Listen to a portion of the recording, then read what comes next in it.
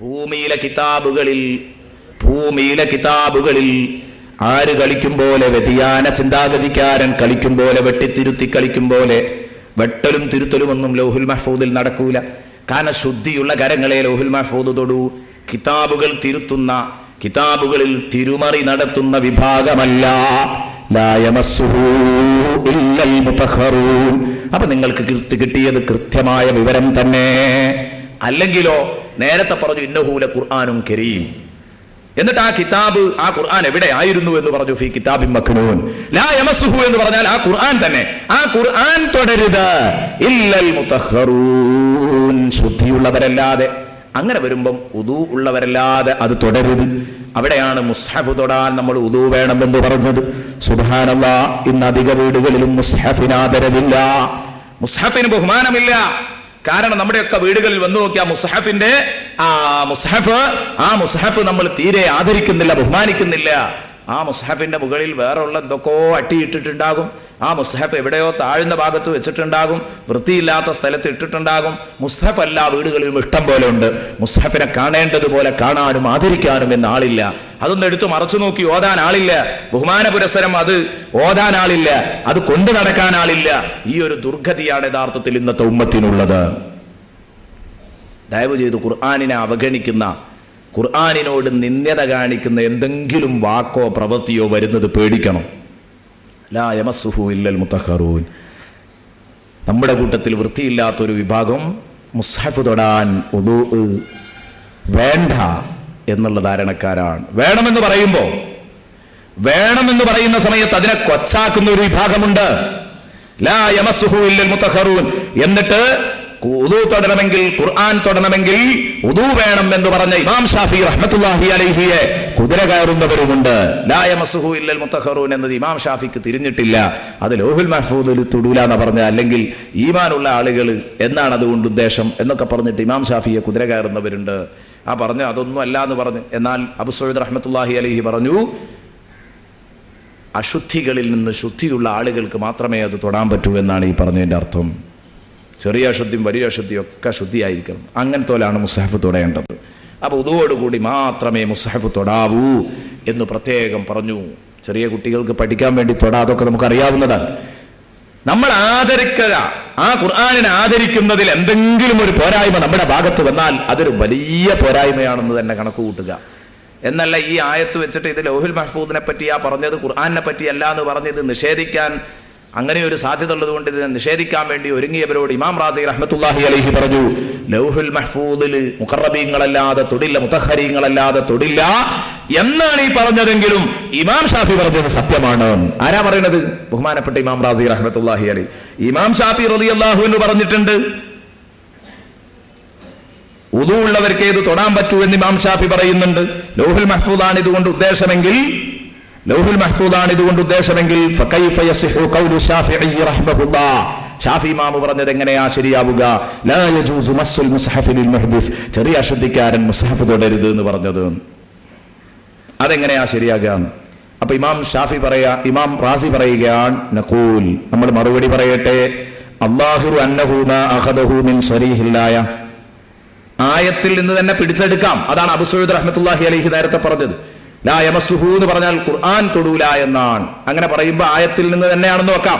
ഇനി അല്ല, ഇത് ഷാഫി ഇമാം നേരിട്ട് ആയത്തിൽ നിന്നാണ് പിടിച്ചത് എന്ന് പറയുമ്പോഴല്ലേ ഈ പ്രശ്നം വരുന്നത്. റാസി ഇമാം ചോദിക്കുന്നത്, നേരിട്ട് ഇമാം ഷാഫി അത് ആയത്തിൽ നിന്നാകൂല പിടിച്ചത്, ഇമാം ഷാഫി ഹദീസിൽ നിന്നായിരിക്കാം പിടിച്ചത്. വലഅല്ലഹു അഖദഹു മിനസ് സുന്ന. കാരണം നബി സല്ലല്ലാഹു അലൈഹി വസല്ലം ബഹുമാനപ്പെട്ട അംർ ഇബ്നു ഹസ്ം റളിയല്ലാഹു അൻഹുവിലേക്ക് എഴുതിയില്ലേ, എന്ത്? ലാ യമസ്സൽ ഖുർആന മൻ ഹുവ അലാ ഗൈരി തുഹർ. ശുദ്ധിയില്ലാത്തവർ ഖുർആൻ തുടരുത് എന്ന് പറഞ്ഞൊരു എഴുത്തു കൊടുത്തയച്ചില്ലേ? ആ ഹദീസിന്റെ അടിസ്ഥാനത്തിലായിരിക്കാം ബഹുമാനപ്പെട്ട ഇമാം ഷാഫി റളിയല്ലാഹു അൻഹു ഇത് പറഞ്ഞത്. മസ്അല ശരിയാണ്, ഇമാം ഷാഫി പറഞ്ഞത് ശരിയാണ് എന്ന് ഇമാം റാസി പറയുമ്പോൾ നമ്മുടെ കൂട്ടത്തിലുള്ള ഏഴാംകൂലികൾ പറയുന്ന ഇമാം ഷാഫിക്ക് തിരിഞ്ഞിട്ടില്ല. ലക്ഷക്കണക്കിന് ഹദീസുകൾ മനഃപ്പാഠമാക്കിയ ഇമാം ഷാഫി, ആ ഷാഫിക്ക് തിരിഞ്ഞിട്ടില്ല എന്ന് പറയുന്നത് ഒരു ഹദീസ് പോലും പൂർണ്ണമായി മനഃപ്പാഠമില്ലാത്ത, അതിൻ്റെ സനദുകൾ പരമ്പര വായിക്കാൻ കഴിയാത്ത ഒരാളാണ് ഇമാം ഷാഫിക്ക് തിരിഞ്ഞില്ലെന്ന് പറയുന്നത് എന്നതിൻ്റെ ഗൗരവം നിങ്ങൾ ആലോചിക്കണം. തൻസീലും മിർ റബ്ബിൽ ആലമീൻ. അതുകൊണ്ട് ഉള്ളവരെ മുസ്ഹഫ് തൊടാവൂ. തൻസീലും മിർ റബ്ബിൽ ആലമീൻ. മാത്രമല്ല ഈ ഗ്രന്ഥം അല്ലാഹുവിന്റെ ഭാഗത്തു നിന്നുള്ള അവതരണമാണ്. പടച്ച റബ്ബിന്റെ ഭാഗത്തു നിന്നുള്ള അവതരണമാണ് ഈ ഗ്രന്ഥം. തൻസീലും മിർ റബ്ബിൽ ആലമീൻ. ലോകരക്ഷിതാവായ റബ്ബിൽ നിന്നുള്ള അവതരണമാണ്. ഇത് അല്ലാഹുവിന്റെ വചനമാണ്. നിങ്ങൾ ഉൾക്കൊള്ളുകയാണെങ്കിൽ നിങ്ങൾക്ക് കൊള്ളണമെങ്കിൽ കൊള്ളാം, തള്ളണമെങ്കിൽ തള്ളാം, എന്തായാലും കുഴപ്പമില്ല. നിങ്ങൾ ശരിക്ക് കൊള്ളുക വേണ്ടത്. ഇത് അല്ലാഹുവിന്റെ വാക്കാണ്, അല്ലാഹുവിന്റെ വാക്കാണെന്ന് തെളിയിക്കുന്ന, ലോകരക്ഷിതാവിൽ നിന്നുള്ള അവതരണമാണെന്ന് തെളിയിക്കുന്ന 100 കൂട്ടം കാര്യങ്ങൾ വിശുദ്ധ ഖുർആനിലുണ്ട്. നമ്മൾ നേരത്തെ പറഞ്ഞതൊക്കെ അതിന്റെ തെളിവുകളാണ്. ഇനിയും ഇഷ്ടം പോലെ തെളിവുകൾ വിശുദ്ധ ഖുർആൻ പറയുന്നുണ്ട്. അല്ലാഹുവിന്റെ കലാമാണെന്ന് തെളിയിക്കുന്നത് കണ്ടില്ലേ നിങ്ങൾ? വലിയ വലിയ കാര്യങ്ങൾ പിൽക്കാലത്ത് ഗവേഷണം നടത്തി കണ്ടെത്തുന്ന ഈ കാര്യങ്ങളൊക്കെ പറയുന്നത് 7-ാം നൂറ്റാണ്ടിൽ ഹബീബ് മുഹമ്മദുർ റസൂലുള്ളാഹി സ്വല്ലല്ലാഹു അലൈഹി വസല്ലം നബി തങ്ങൾ അന്ന് പറയാൻ, ഇതാ വരാനുണ്ട് ട്ടോ, വരാനുള്ളത് ഇതൊക്കെയാണ് ട്ടോ എന്ന് റസൂലുള്ളാഹി സ്വല്ലല്ലാഹു അലൈഹി വസല്ലം അന്ന് പറയാൻ. അന്ന് പറയുമ്പോൾ ഈ സംഗതികളെ കുറിച്ച് അന്ന് നബി സല്ലല്ലാഹു അലൈഹി വസല്ലമ തങ്ങൾ പ്രതിപാദിക്കുമ്പോൾ ഇന്ന് ഇതേക്കുറിച്ച് നമ്മൾ എന്ത് ചിന്തിക്കണം? ഒന്നേക്കൽ റസൂലുള്ളാഹി സ്വല്ലല്ലാഹു അലൈഹി വസല്ലമ തങ്ങൾക്ക് ഈ കാര്യങ്ങളൊക്കെ അറിയുന്ന ഒരു സുഹൃത്ത് വേണം. അതില്ലല്ലോ. ഈ കാര്യങ്ങളെക്കുറിച്ചൊക്കെ അറിയാൻ പോകുന്ന, ഈ 21-ാം നൂറ്റാണ്ടിൽ വരാൻ പോകുന്ന കാര്യങ്ങൾ, 20-ാം നൂറ്റാണ്ടിലും 19-ാം നൂറ്റാണ്ടിലും ഒക്കെ സംഭവിക്കാൻ പോകുന്ന കാര്യങ്ങൾ അന്ന് അള്ളാഹുവിൻ്റെ ഹബീബിനെ അറിയിച്ചു കൊടുക്കാൻ കഴിഞ്ഞിരുന്ന ആളായിരുന്നോ കൂടെ ഉണ്ടായിരുന്നത്? അല്ല. ഒരാൾക്കും അത്തരം കാര്യങ്ങളൊന്നും അറിയില്ല. എന്നാൽ പൂർവ്വ വേദങ്ങളിൽ നോക്കി വായിച്ചെടുത്തതാണോ മുമ്പ് കഴിഞ്ഞ വാർത്തകൾ?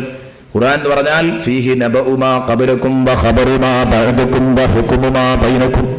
ഖുർആനിൽ നിങ്ങളുടെ മുമ്പുള്ള വിവരങ്ങളുണ്ട്, ശേഷമുള്ള വിവരങ്ങളുണ്ട്, നിങ്ങളുടെ മുമ്പിൽ നടന്നുകൊണ്ടിരിക്കുന്ന വിഷയങ്ങൾക്കുള്ള പരിഹാരവുമുണ്ട്. ഫീഹി നബഉ മാ ഖബലകും വ ഖബറു മാ ബഅദകും വ ഹുക്മു മാ ബൈനകും. എല്ലാം ഉണ്ട്.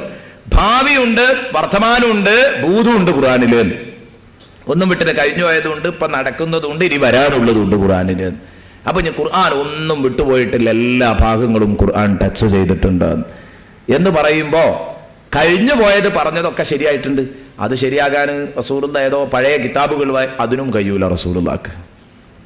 അങ്ങനെയാണല്ലോ. റസൂലുള്ളാഹി സ്വല്ലല്ലാഹു അലൈഹി വസല്ലം നിരക്ഷരനായിരുന്നു, ഉമ്മിയായിരുന്നു എന്നത് റസൂലുള്ളാഹിയുടെ ക്രെഡിറ്റ് ആണ് എന്നാണ് ഇമാം റാസി റഹ്മത്തുള്ളാഹി അലൈഹി പറയുന്നത്. റസൂലുള്ളാഹിന്റെ പവറാണത്. എന്ന് പറഞ്ഞാൽ എഴുത്തും വായനയൊന്നും അറിയാതെ 40-ാമത്തെ വയസ്സിൽ ഒരാള് ഏതാകുക? സമൂഹത്തിൽ ഏറ്റവും കൂടുതൽ സൂപ്പർ താരമായി മാറുക. വായനയുടെ കാര്യത്തിൽ, എഴുത്തിന്റെ കാര്യത്തിൽ, സാഹിത്യത്തിന്റെ കാര്യത്തിൽ തന്നെ വെല്ലാൻ ഒരാളുമില്ല. അപ്പം അറിയല്ലോ അത് പടച്ചോൻ കൊടുത്തതാണ്. പെട്ടെന്ന് അങ്ങോട്ട് ഉയരുമ്പോൾ നേരെ മറിച്ച് റസൂലുള്ളാഹി തങ്ങൾ, അതുകൊണ്ടല്ലേ റസൂലുള്ള യതീമായത്, അതുകൊണ്ടല്ലേ റസൂലുള്ള പഠിപ്പിക്കപ്പെടാതെ, വിദ്യാഭ്യാസം ചെയ്യിപ്പിക്കപ്പെടാതെ പോയത്.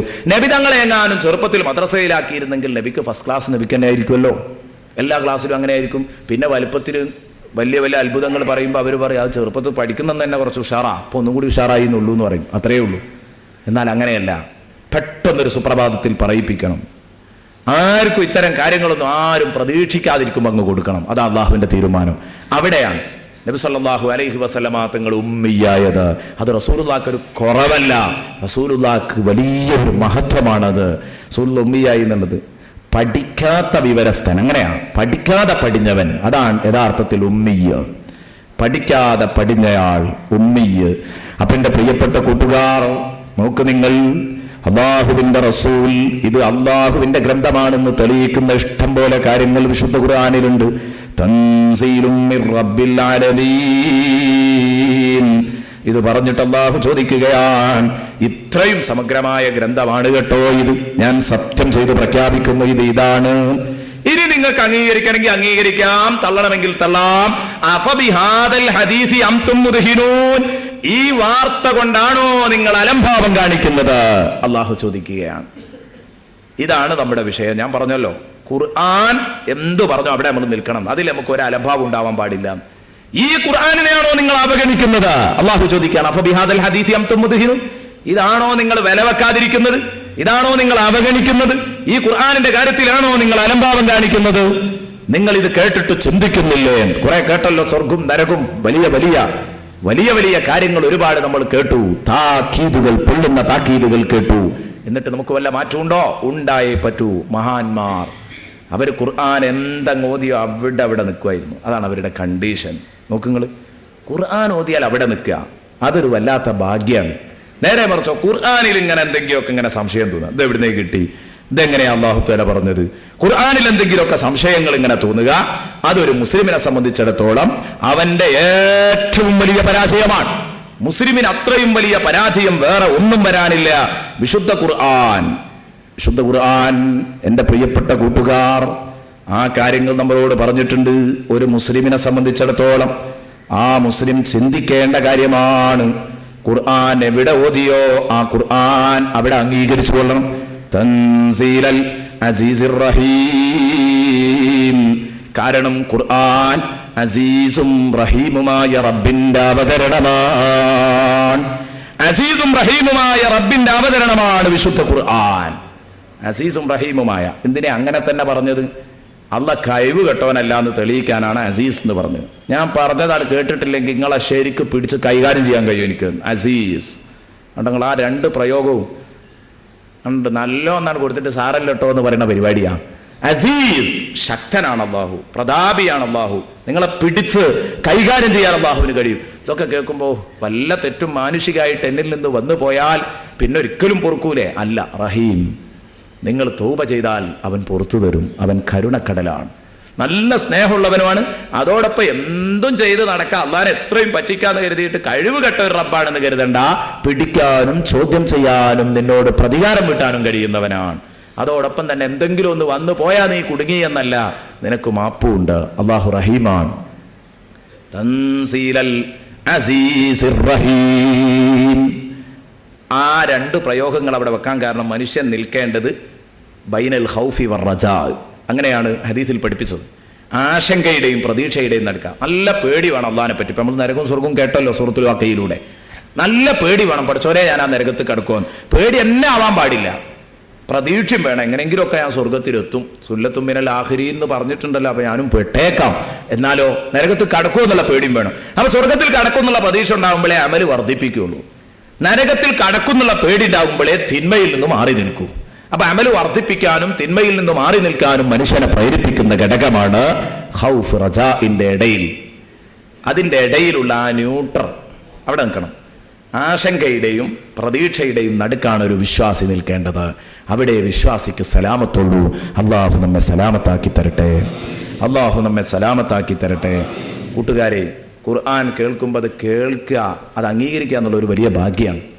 ഞാനൊരു ചെറിയ ആയത്ത് പരിചയപ്പെടുത്താം. ഈ ആയത്ത് കേട്ടപ്പോൾ ഇതിനെ അംഗീകരിക്കാൻ സൗഭാഗ്യമുള്ള ആളുകളുണ്ടായി, തള്ളിക്കളയാൻ നിർഭാഗ്യമുള്ള ആളുകളുണ്ടായി. അത് രണ്ടും പറയാം. മഹാന്മാരൊക്കെ എന്ന് പറഞ്ഞാൽ ഒരു സംഗതി ഞാൻ കേട്ടാൽ അവിടെ നിൽക്കുമായിരുന്നു. ഇപ്പോൾ ഉദാഹരണത്തിന് നല്ലൊരു തെളിവാണ് ഉമർ റളിയല്ലാഹു അൻഹു. ബഹുമാനപ്പെട്ട ഉമർ ഇബ്നുൽ ഖത്താബ് റളിയല്ലാഹു അൻഹു, ഉമർ ഇബ്നുൽ ഖത്താബ് റളിയല്ലാഹു അൻഹുവിനെ കുറിച്ച് ഹദീസിൽ വന്നത് എന്താ? കാന ഉമറു വഖാഫൻ ഇൻദ കിതാബില്ലാഹ്. ഉമർ റളിയല്ലാഹു അൻഹു വിശുദ്ധ ഗ്രന്ഥത്തിന് മുമ്പിൽ സഡൻ ബ്രേക്ക് ഇടുന്ന ആളായിരുന്നു. വഖാഫൻ, വാഖിഫ് എന്നല്ല പറഞ്ഞത്, വഖാഫൻ. ഖുർആൻ എന്താണോ പറഞ്ഞത് അവിടെ നിന്നു. പിന്നെ ഒരനക്ക മുമ്പോട്ടും ഉണ്ടാവില്ല. അങ്ങനെ അങ്ങനെ ചെയ്യരുത് എന്നാ ചെയ്യുന്നില്ല. ഈ കണ്ടീഷൻ ഉമർ റളിയല്ലാഹു അൻഹു വളരെ കണ്ടീഷനായിരുന്നു. കൃത്യമായിട്ട് ഈ കണ്ടീഷൻ ഉള്ള ആളായിരുന്നു. കാന ഉമർ വഖാഫൻ ഇൻദ കിതാബില്ലാഹ്. ഒരു രസകരമായ സംഭവം കാണാം തഫ്സീർ ഗ്രന്ഥങ്ങളിൽ. ഒരിക്കൽ ബഹുമാനപ്പെട്ട ഉമർ റളിയല്ലാഹു അൻഹു ഊരു ചുറ്റി നടക്കുകയാണ്. നാട് ഭരിക്കുന്ന കാലഘട്ടത്തിൽ ഊരു ചുറ്റി ഇങ്ങനെ നടക്കുക. ഊരു ചുറ്റി ഇങ്ങനെ നടക്കുന്ന സമയത്ത് ബഹുമാനപ്പെട്ട ഉമർ റളിയല്ലാഹു അൻഹു കാണുന്നത് ഒരു വീട്ടിൽ നിന്നൊരു ശബ്ദം ഇങ്ങനെ കേൾക്കുന്നുണ്ട്. ഒരു വീട്ടിൽ നിന്നൊരു ശബ്ദം കേൾക്കുന്നു. ആ ശബ്ദം എന്താണെന്ന് കൃത്യമായിട്ട് ഇങ്ങനെ തിരിയുന്നില്ല. അപ്പം മഹാനവറുകൾ ഇങ്ങനെ പതുക്കെ അടുത്തു. ഒരു സുഖകരല്ലാത്ത പാട്ടിൻ്റെ സൗണ്ടാ. നമ്മൾ നേരത്തെ പ്രതിപാദിച്ചു പോയ അത്തരത്തിലുള്ള ഒരു പാട്ടിൻ്റെ സൗണ്ടാ, അശ്ലീലം. അപ്പം ഇങ്ങനെ വന്ന് നിന്ന് നോക്കുമ്പോൾ പാട്ട് ഇങ്ങനെ പാടുന്നത് കേട്ടപ്പോൾ മഹ്റജൊന്നും വേണ്ടത്ര കൃത്യമല്ല. അപ്പോൾ ഉമർ റളിയല്ലാഹു അൻഹുവിന് മനസ്സിലായി മദ്യപിച്ചിട്ടുണ്ടാവും. കാരണം മദ്യപിച്ചവൻ്റെ സംസാരം കേട്ടാൽ അറിയാലോ, ആളെ കാണുമൊന്നും വേണ്ട, അവൻ്റെ മഹ്റജ് കേട്ടാൽ തന്നെ അറിയാം നമുക്ക് കുടിച്ചിട്ടുണ്ടോ അല്ലേ. സ്ഫുടത ഉണ്ടാവില്ല, അക്ഷരത്തിന് സ്ഫുടത ഉണ്ടാവില്ല. അപ്പൊ ഈ സ്ഫുടതല്ലാത്ത സംസാരം കേട്ടപ്പോൾ ഉറപ്പായി ഇവൻ കുടിച്ചിട്ടുണ്ട്. പകുതിയെ ഈ ചുമരിൻ്റെ പണി തീർന്നിട്ടുള്ളൂ. വീടിൻ്റെ അരച്ചുമരുള്ള ഈ ചുമരിലേക്ക് ബഹുമാനപ്പെട്ട ഉമർ റളിയല്ലാഹു അൻഹു കയറുന്നു. കയറിയിട്ട് ഇങ്ങനെ നോക്കുമ്പോൾ മദ്യക്കുപ്പി മുമ്പിൽ വെച്ച്, മദ്യത്തിൻ്റെ ബോട്ടിൽ മുമ്പിലുണ്ട്. എന്നിട്ട് മൂപ്പര് നല്ലോണം ആടി പാടുക, നല്ല പാട്ടില്ല. മൂപ്പര് ആ ലോകത്തോട് മുഴുകിയിരിക്കുക. ഇടക്കിടക്ക് എടുത്തിട്ട് ഓരോ മുറുക്ക് ഇങ്ങനെ അടിച്ചു കൊടുക്കും, പാടും. ഇതാ പരിപാടി. ഉമർ റളിയല്ലാഹു ആരാ? ഉമർ റളിയല്ലാഹുവിൻ്റെ മുമ്പിൽ ഇത്തരം ഏർപ്പാടുകളൊന്നും നടക്കൂല. പക്ഷേ ഉമർ റളിയല്ലാഹുവിന് ഖുർആനിലുള്ള പേടിയാണ് സുഹൃത്തുക്കളെ പറയുന്നത്. ബഹുമാനപ്പെട്ട ഉമർ റളിയല്ലാഹു അൻഹു ഇവന്റെ മുമ്പിലേക്കൊരൊറ്റ ചാട്ടമാണ്. ഇവനങ്ങ് ഞെട്ടിപ്പോയി. കാരണം അർദ്ധരാത്രിയിൽ ആരുമില്ല, ഞാൻ മാത്രമേ ഉള്ളൂ. ഞാനിങ്ങനെ പാടി രസിച്ചിരിക്കുമ്പോൾ എൻ്റെ മുമ്പിലേക്ക് ഒരാൾ കണ്ട് ചാടുമ്പോൾ ആരാരും പേടിക്കൂലേ? പേടിച്ചു.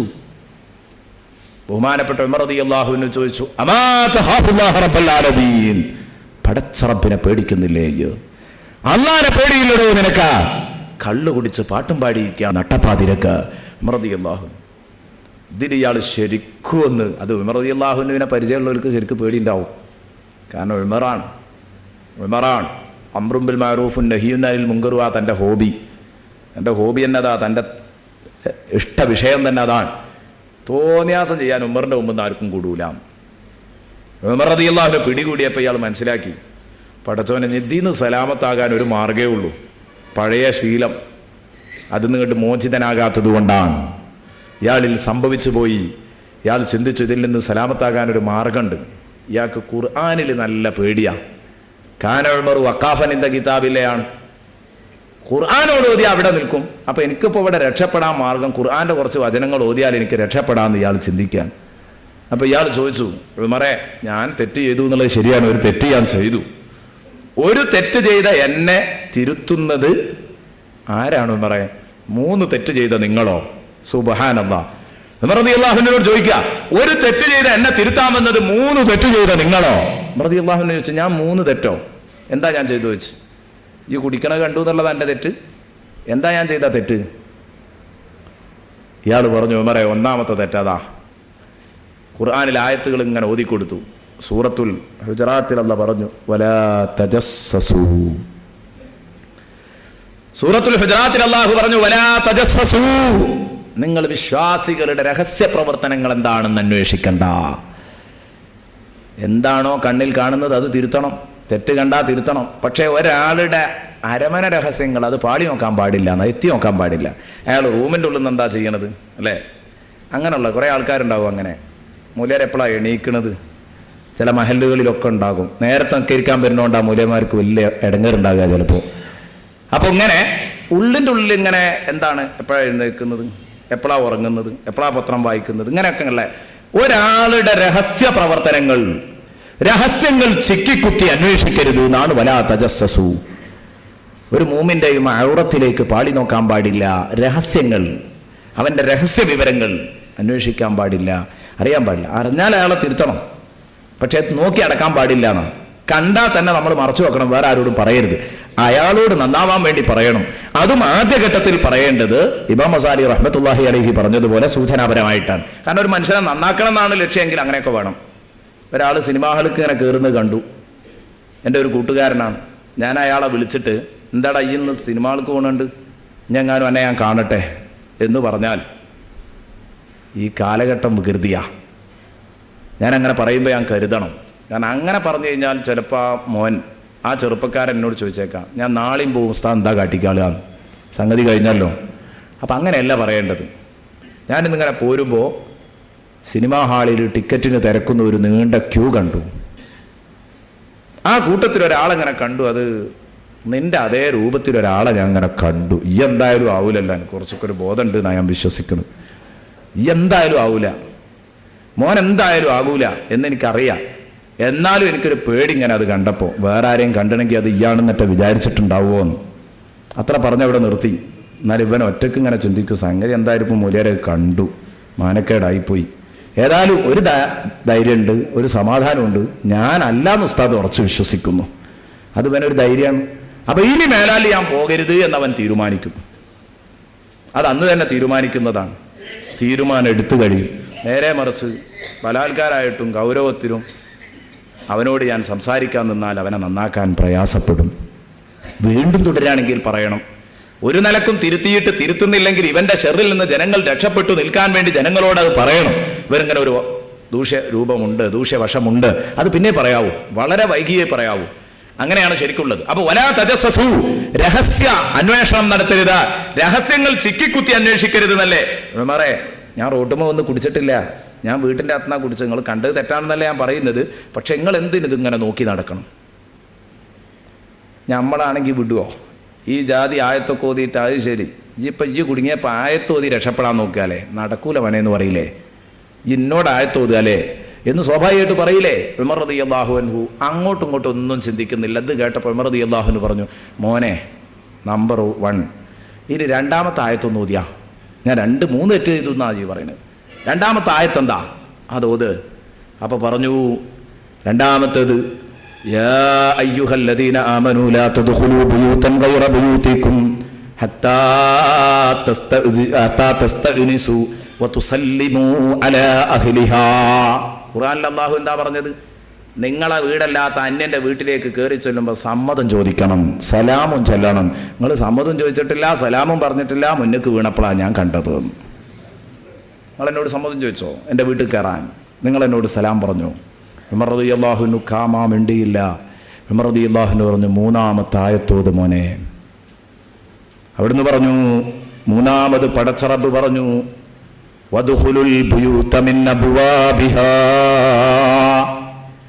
വീടുകളിലേക്ക് കയറി വരേണ്ടത് വാതിലുകളിലൂടെയാണ്. അല്ലാഹു ഖുർആനിൽ പറഞ്ഞത് അങ്ങനെയാ, വദ്ഖുലുൽ ബുയൂത മിൻ അബ്വാബിഹാ വഅൻത തസവ്വർത യാ ഉമർ. ഉമറേ, നിങ്ങൾ എൻ്റെ അടുത്തേക്ക് വന്നത് ചുമര് ചാടിയാ അല്ലേ? നിങ്ങൾ മതിലി ചാടിയല്ലേ വന്നത്? ചുമര് ചാടി വാതിൽ തുറന്നാ പുരേക്ക് വരേണ്ടതെന്നാണ് ഖുർആൻ പറയുന്നത്. ആ സംഭവമൊക്കെ വേറെയാണ്. വദ്ഖുലുൽ ബുയൂത മിൻ അബ്വാബിഹാ എന്ന് പറഞ്ഞത് അതും അതിൻ്റെ അർത്ഥമാണ്. വാതിൽ തുറന്നു വരെന്ന് പറഞ്ഞാൽ കാര്യങ്ങളെയൊക്കെ പ്രാക്ടിക്കൽ വശത്തിലൂടെ മാത്രമേ ഏത് ചെയ്യാൻ പറ്റുള്ളൂ, ഏത് വിഷയങ്ങളെയും സമീപിക്കാവൂ എന്നാണ് ആ പറഞ്ഞത്. ഉചിതമായ ശൈലികളിലല്ലാതെ സമീപനങ്ങൾ ഒന്നിനോടും നടത്താൻ പാടില്ല. വീട്ടിൽ കിടക്കേണ്ടത് വായിൽ തുറന്നിട്ട്, അല്ലാതെ മേലെ വന്നിട്ട് ഓടിയെടുത്തിറങ്ങലല്ല. വീട്ടിൽ കിടക്കേണ്ടത് വായിൽ തുറന്നിട്ട്. അങ്ങനെ എല്ലാറ്റിനും വദ്ഖുലുൽ ബുയൂത മിൻ അബ്വാബിഹാ എന്നതിന് ഇമാം റാസി റഹ്മത്തുള്ളാഹി അലൈഹി അർത്ഥം കൊടുത്തതാണ്. പ്രാവർത്തിക രൂപമാണ് എല്ലായിടത്തും സമീപിക്കേണ്ടത്. ആരോഗ്യകരമായ വശത്തിലാണ് എല്ലാ വിഷയങ്ങളെയും സമീപിക്കേണ്ടത്. അതാണ് അതിൻ്റെ അർത്ഥം. അപ്പം കാലോചിതമായ മാറ്റങ്ങൾ അത് വേണ്ടിവരും എന്നതിന് മഹാന്മാരായ പണ്ഡിതന്മാർ ആ ആയത്തുകൾ തെളിവായി എടുത്തത് കാണാം. വദ്ഖുലുൽ ബുയൂത മിൻ അബ്വാബിഹാ, കാലോചിതമായ മാറ്റങ്ങൾ വേണ്ടിവരും. കാലത്തിനനുസരിച്ച് ഉള്ള മാറ്റങ്ങൾ സ്വാഭാവികമായും വേണ്ടിവരും. ഇസ്ലാം വിലക്കാത്ത കാര്യങ്ങൾ, ഇസ്ലാം തടയാത്ത കാര്യങ്ങൾ, കാലോചിതമായ മാറ്റങ്ങൾ പഴയ രൂപത്തിലല്ല, ഒരുപാട് മാറിയിട്ടുണ്ട്. വദ്ഖുലുൽ ബുയൂത മിൻ അബ്വാബിഹാ. അതേസമയം വിലക്കപ്പെട്ട ഒരു കാര്യത്തിനും ഒരിക്കലും അത് വരാൻ പാടില്ല. എപ്പോഴും ആരോഗ്യകരമായ രൂപത്തിലാണ് ഓരോ കാര്യങ്ങളെയും സമീപിക്കേണ്ടത്. പണ്ട് കാലത്തൊക്കെ ഹജ്ജ് കഴിഞ്ഞു വരുമ്പോൾ ജാഹിലിയ്യ കാലത്ത് പുരയുടെ മുകളിലൂടെ ഇറങ്ങുന്ന ഒരു സമ്പ്രദായം ഉണ്ടായിരുന്നു. അതിനെ വിമർശിച്ചുകൊണ്ട് ആയത്തിറങ്ങിയത്. പക്ഷെ ആയത്ത് എല്ലായിടത്തേക്കും ബാധകമാണ്. വദ്ഖുലുൽ ബുയൂത മിൻ അബ്വാബിഹാ. അപ്പോൾ ഉമറേ, നിങ്ങളാണെങ്കിലോ ചുമരുമ കയറി ചാടിയേക്കാം. ഇത് പറഞ്ഞപ്പോൾ ഉമർ റളിയല്ലാഹു അൻഹു പറഞ്ഞ എന്താ ഞങ്ങള് നമ്മൾ നേരത്തെ പറഞ്ഞ പോലെയല്ല. അത് ശരി, ഇന്ന വാള് പറഞ്ഞ് നന്നാക്കാലേ എന്നല്ല ചോദിച്ചത്. ഉമർ റളിയല്ലാഹു അൻഹു ചോദിച്ചത്രേ, വളരെ വിനീതനായിട്ട് ഇവനോട് ചോദിച്ചത്രേ, ഹൽ ഇൻദക മിൻ സബീൽ, ഹൽ ഇൻദക മിൻ സബീൽ, മോനെ ഇവിടുന്ന് കഴിച്ചിലാകാൻ വല്ല മാർഗമുണ്ടോ? ഇയാൾ എണീച്ചു വാതിൽ തുറന്നെടുത്തപ്പോൾ ഉമർ റളിയല്ലാഹു അൻഹു ഒന്നും പറയാതെ ഉമർ റളിയല്ലാഹു അൻഹു ഇറങ്ങിപ്പോന്നു. എന്തേ കാരണം? ഖുർആൻ എന്തു പറഞ്ഞു അതങ്ങ് കേൾക്കുക, അതിനങ്ങോട്ടും ഇങ്ങോട്ടൊന്നുമില്ല. നോക്ക് നിങ്ങൾ, നമ്മളൊക്കെ ഇങ്ങനെ ചിന്തിക്കുക വല്ല പഴുതുമുണ്ടോ? നമ്മളൊക്കെ ഇങ്ങനെ ചിന്തിക്കുന്നു വല്ല പഴുതുമുണ്ടോ? ഇതിപ്പോൾ തലനാരിഴ കീറി ചർച്ച ചെയ്യുമ്പം ഒരു പക്ഷേ ഇത് ശരിയായിരിക്കാം. ഉമർ റളിയല്ലാഹു അൻഹു ചെയ്ത കാര്യം ഒരു പക്ഷേ ശരിയാണെന്ന് സമർത്ഥിക്കാൻ കഴിഞ്ഞേക്കാം. എന്നാൽ അങ്ങനെയല്ല എൻ്റെ പ്രിയപ്പെട്ട കൂട്ടുകാരെ ഉമർ റളിയല്ലാഹു അൻഹു പറയുന്നത്. പ്രഥമ തെറ്റാൽ തന്നെ ഖുർആനെതിരാണെന്ന് പറഞ്ഞാൽ അതങ്ങ് സ്വീകരിക്കുക. കണ്ടോ നിങ്ങൾ, ഇതാണ് അഫബിഹാദൽ ഹദീസി അൻതും മുദ്ഹിനൂൻ. റസൂലുള്ളാഹി തങ്ങൾ സൂറത്തുൽ മുഅ്മിനൂനയിലെ 12, 13, 14, 15 എന്നീ ആയത്തുകൾ ഇറങ്ങുമ്പം 12, 13, 14 എന്നീ ആയത്തുകൾ ഇറങ്ങുമ്പം അള്ളാഹുവിൻ്റെ റസൂലിൻ്റെ അടുത്തേക്ക് വരുന്നത് റസൂലുള്ളാഹിയുടെ എഴുത്തുകാരിൽ ഒരാളായിരുന്ന ഒരു മുനാഫിക്കായ എഴുത്തുകാരനുണ്ടായിരുന്നു, അബ്ദുല്ലാഹി ഇബ്നു സഅദ് എന്ന് പറയുന്ന എഴുത്തുകാരൻ. അദ്ദേഹം മുനാഫിക്കായിരുന്നു. ആദ്യം തന്നെ അത്രേ ഈമാൻ ഉള്ളിലേക്ക് കയറിയിട്ടുള്ളൂ. അതുകൊണ്ടാണ് ഇങ്ങനെയൊക്കെ ഒരു ദുരന്തം വന്നത്. റസൂലുള്ളാഹി തങ്ങൾ ഈ ആയത്തിറങ്ങിയിരിക്കുമ്പോഴാ ഇവൻ കയറി വരുന്നത്. ഓ അബ്ദുള്ള, ഇപ്പോഴൊരായത്തിറങ്ങിയിട്ടുണ്ട്, അത് എഴുതി വെക്കുക എന്ന് പറഞ്ഞപ്പം അതെഴുതാൻ വേണ്ടി പേന എടുത്തപ്പോൾ റസൂൽ അങ്ങനെ ഓതിക്കൊടുത്തു. വലഖദ് ഖലഖനൽ ഇൻസാന മിൻ സുലാലത്തിൻ മിൻ തീൻ സുമ്മ ജഅൽനാഹു നുത്ഫതൻ ഫീ ഖറാരിൻ മകീൻ സുമ്മ ഖലഖനൻ നുത്ഫത അലഖ فخلقنا العلقة مضغة فخلقنا المضغة عظاما فكسونا العظام لحما ثم أنشأناه خلقا آخر فتبارك الله أحسن الخالقين. നല്ല ഒരു വാക്കാണ്. ഇതങ്ങനെ കേട്ടപ്പോൾ ആനന്ദത്തിൽ വല്ലാതെ ആനന്ദ നിർവൃതിയിലാണ് റസൂലുള്ളാഹി. അതുപോലെ തന്നെ കേൾക്കുന്ന അബ്ദുല്ലാഹി ഇബ്നു സഅദ് ആദ്യത്തിലൊക്കെ അങ്ങനെ തന്നെയാ. പക്ഷേ നിഫാഖ് എവിടോ ഉള്ളിൻ്റെ ഉള്ളിൽ ബാക്കിയുള്ളത് കൊണ്ട് ഇയാൾ രക്ഷപ്പെട്ടില്ല. മുനാഫിഖീങ്ങൾ അവർ രക്ഷപ്പെടില്ല. അപ്പോൾ ഈ സംഭവം കേൾക്കുക. എന്താ ഈ ആയത്തിൻ്റെ അർത്ഥങ്ങൾ? വലഖദ് ഖലഖനൽ ഇൻസാന മിൻ സുലാലത്തിൻ മിൻ തീൻ. തീർച്ചയായിട്ടും മനുഷ്യനെ നാം സൃഷ്ടിച്ചിരിക്കുന്നത് മണ്ണിന്റെ സത്തയിൽ നിന്നാണ്. മിൻ സുലാലത്തിൻ മിൻ തീൻ. മണ്ണിൽ നിന്നാണ് മനുഷ്യനെ സൃഷ്ടിച്ചിരിക്കുന്നത്. ഖുർആൻ ഒരുപാട് സ്ഥലത്ത് പറഞ്ഞിട്ടുണ്ട്. ഇന്നഹു ലഖുർആനുൻ കരീം തൻസീലും മിൻ റബ്ബിൽ ആലമീൻ. അതിൻ്റെയൊക്കെ ദൃഷ്ടാന്തമാണത്. മനുഷ്യനെ സൃഷ്ടിച്ചത് മണ്ണിൽ നിന്നാണ്. ഇന്ന് ശാസ്ത്രവും അത് അംഗീകരിച്ചു. ശാസ്ത്രം പറയുന്നത് പൊളിമർ സൂപ്പ് എന്ന കുഴമ്പിൽ നിന്നാണ് മനുഷ്യനെ സൃഷ്ടിച്ചത്. പൊളിമർ സൂപ്പ് എന്ന കുഴമ്പിൽ എന്തൊക്കെയാണ് ഉള്ളത് എന്ന് ചോദിച്ചു. കാരണം ഇവർ നല്ല നല്ല പേരും കിട്ടിട്ടുണ്ട്, ഉഷാറാക്കുകയാണ്. മണ്ണും വെള്ളുവാ. പൊളിമർ സൂപ്പ് എന്നൊക്കെ പറഞ്ഞപ്പോൾ അതെന്തോ ഭയങ്കര സംഭവമാണ്. എന്താ അതിലുള്ളത്? അതിൽ കാര്യമായിട്ടുള്ളത് മണ്ണാണ്, പിന്നെ വെള്ളം, വായു. അത് ഖുർആൻ സംബന്ധിച്ച കാര്യമല്ലേ? ചവിട്ടിക്കുടച്ച കളിമണ്ണ്, അതിൽ നിന്ന് ആ മനുഷ്യനെ സൃഷ്ടിച്ചത് ഒട്ടുന്ന മണ്ണിൽ നിന്ന് മിൻ തീനിൻ ലാസിബിൻ. ഖുർആൻ പലയിടത്തും, ഖുർആൻ മറ്റൊരിടത്ത് പറഞ്ഞതാണ്. ഏതാവട്ടെ മണ്ണിൽ നിന്ന് സൃഷ്ടിച്ചു. വലഖദ് ഖലഖനൽ ഇൻസാന മിൻ സുലാലത്തിൻ മിൻ തീൻ. ഏതു മനുഷ്യനും മണ്ണിന്റെ അംശമുണ്ട്. നമ്മളൊക്കെ ബീജത്തിൽ നിന്നല്ലേ പഠിച്ചത്. നമ്മുടെയൊക്കെ വാപ്പ സൃഷ്ടിക്കപ്പെട്ടത് മണ്ണിൽ നിന്നാ. മാത്രമല്ല, എവിടെ നിന്നാ ഈ ബീജം ഉണ്ടായത്? അടിസ്ഥാനപരമായി അന്വേഷിച്ചാൽ ഭൂമിയിൽ നിന്നാ. അടിസ്ഥാനപരമായി അന്വേഷിക്കുമ്പോൾ ഭൂമിയിൽ നിന്നാണ്, അല്ലേ? ഭൂമിയിൽ നിന്ന് കിട്ടുന്നതാ നമ്മൾ കഴിക്കുന്നത്. ഈ കിട്ടുന്ന ഭക്ഷണമൊക്കെ നമുക്ക് ഭൂമിയിൽ നിന്ന് അള്ളാഹു തന്നതാണ്. ഭൂമിയിലെ ഭക്ഷണം കഴിച്ചിട്ടാണ് നമുക്ക് ശരീരത്തിൽ ബീജമുണ്ടായത്, രക്തമുണ്ടായത്, മജ്ജയും മാംസവും ഒക്കെ ഉണ്ടായത്. അങ്ങനെയാണ്. അപ്പം അതുകൊണ്ട് അടിസ്ഥാനപരമായി ഒരു മനുഷ്യന്റെ ഉണ്മ ഭൂമിയാണ്. അപ്പം ഏതൊരു മനുഷ്യനും ഇത് ബാധകാണെന്ന് മഹാന്മാർ വിശദീകരിച്ചിട്ടുണ്ട്. വലഖദ് ഖലഖനൽ ഇൻസാന മിൻ സുലാലത്തിൻ മിൻ തീൻ. മണ്ണിന്റെ ഉൽപ്പന്നങ്ങൾ തിന്നാണ് മനുഷ്യനുണ്ടാകുന്നത്. സുമ്മ ജഅൽനാഹു. നിങ്ങളെ വാപ്പാക്ക് ബീജമുണ്ടായത് മണ്ണിന്റെ ഉൽപ്പന്നം തിന്നാൻ, കിഴങ്ങ് വർഗ്ഗങ്ങൾ തിന്നാൻ, അതുപോലെ മറ്റു സാധനങ്ങൾ ഭക്ഷിച്ചാണ്. ഭക്ഷണ സാധനങ്ങൾ എല്ലാം മണ്ണിൽ നിന്ന്. സുമ്മ ജഅൽനാഹു നുത്ഫതൻ ഫീ ഖറാരിൻ മകീൻ. പിന്നെ ആ മനുഷ്യനെ നാം പിന്നെ ആ ബീജത്തെ, പിന്നെ അവനെ നമ്മൾ ആദ്യം മണ്ണായിരുന്നു, ആ മണ്ണായി കിടക്കുന്ന ഭാഗത്തെ പിന്നെ നാം ബീജമാക്കി. സുമ്മ ജഅൽനാഹു നുത്ഫതൻ ഫീ ഖറാരിൻ മകീൻ. എവിടെ? സുസ്ഥിര കേന്ദ്രത്തിൽ കൊണ്ടുപോയി അതിനെ നിക്ഷേപിച്ചു, ബീജമായി നിക്ഷേപിച്ചു. സുമ്മ ജഅൽനാഹു നുത്ഫതൻ ഫീ ഖറാരിൻ മകീൻ. സുസ്ഥിരമായ കേന്ദ്രത്തിൽ, ഇളകാത്ത കേന്ദ്രത്തിൽ എന്ന് പറഞ്ഞാൽ ഗർഭപാത്രത്തിൽ. ഉമ്മ എഴുന്നേൽക്കും, ചാടും, ഇരിക്കും, ഒക്കെ ചെയ്യും, പക്ഷെ ഇളകൂല. അതാ കണ്ടീഷൻ. ചാടാനും ഓടാനും എടുക്കാനും ഇതൊക്കെ ഉണ്ടെങ്കിലും ഏതാണ്? ആ ഉമ്മയുടെ ഗർഭപാത്രത്തിൽ കൊണ്ടുപോയി നിക്ഷേപിച്ചു. പറ്റുന്ന ഏറ്റവും നല്ല സുസ്ഥിര കേന്ദ്രത്തിൽ. ഗർഭപാത്രം. സുമ്മ ജഅൽനാഹു നുത്ഫതൻ ഫീ ഖറാരിൻ മകീൻ സുമ്മ ഖലഖനൽ നുത്ഫത അലഖ. പിന്നെ ആ നുത്ഫത്തിനെ നമ്മൾ അലക്കത്താക്കി. അവിടെയാണ് ഉമ്മാന്റെ ചലനങ്ങളിലൊന്നും വീണു പോകാത്ത രൂപത്തിൽ അലക്കത്താക്കി.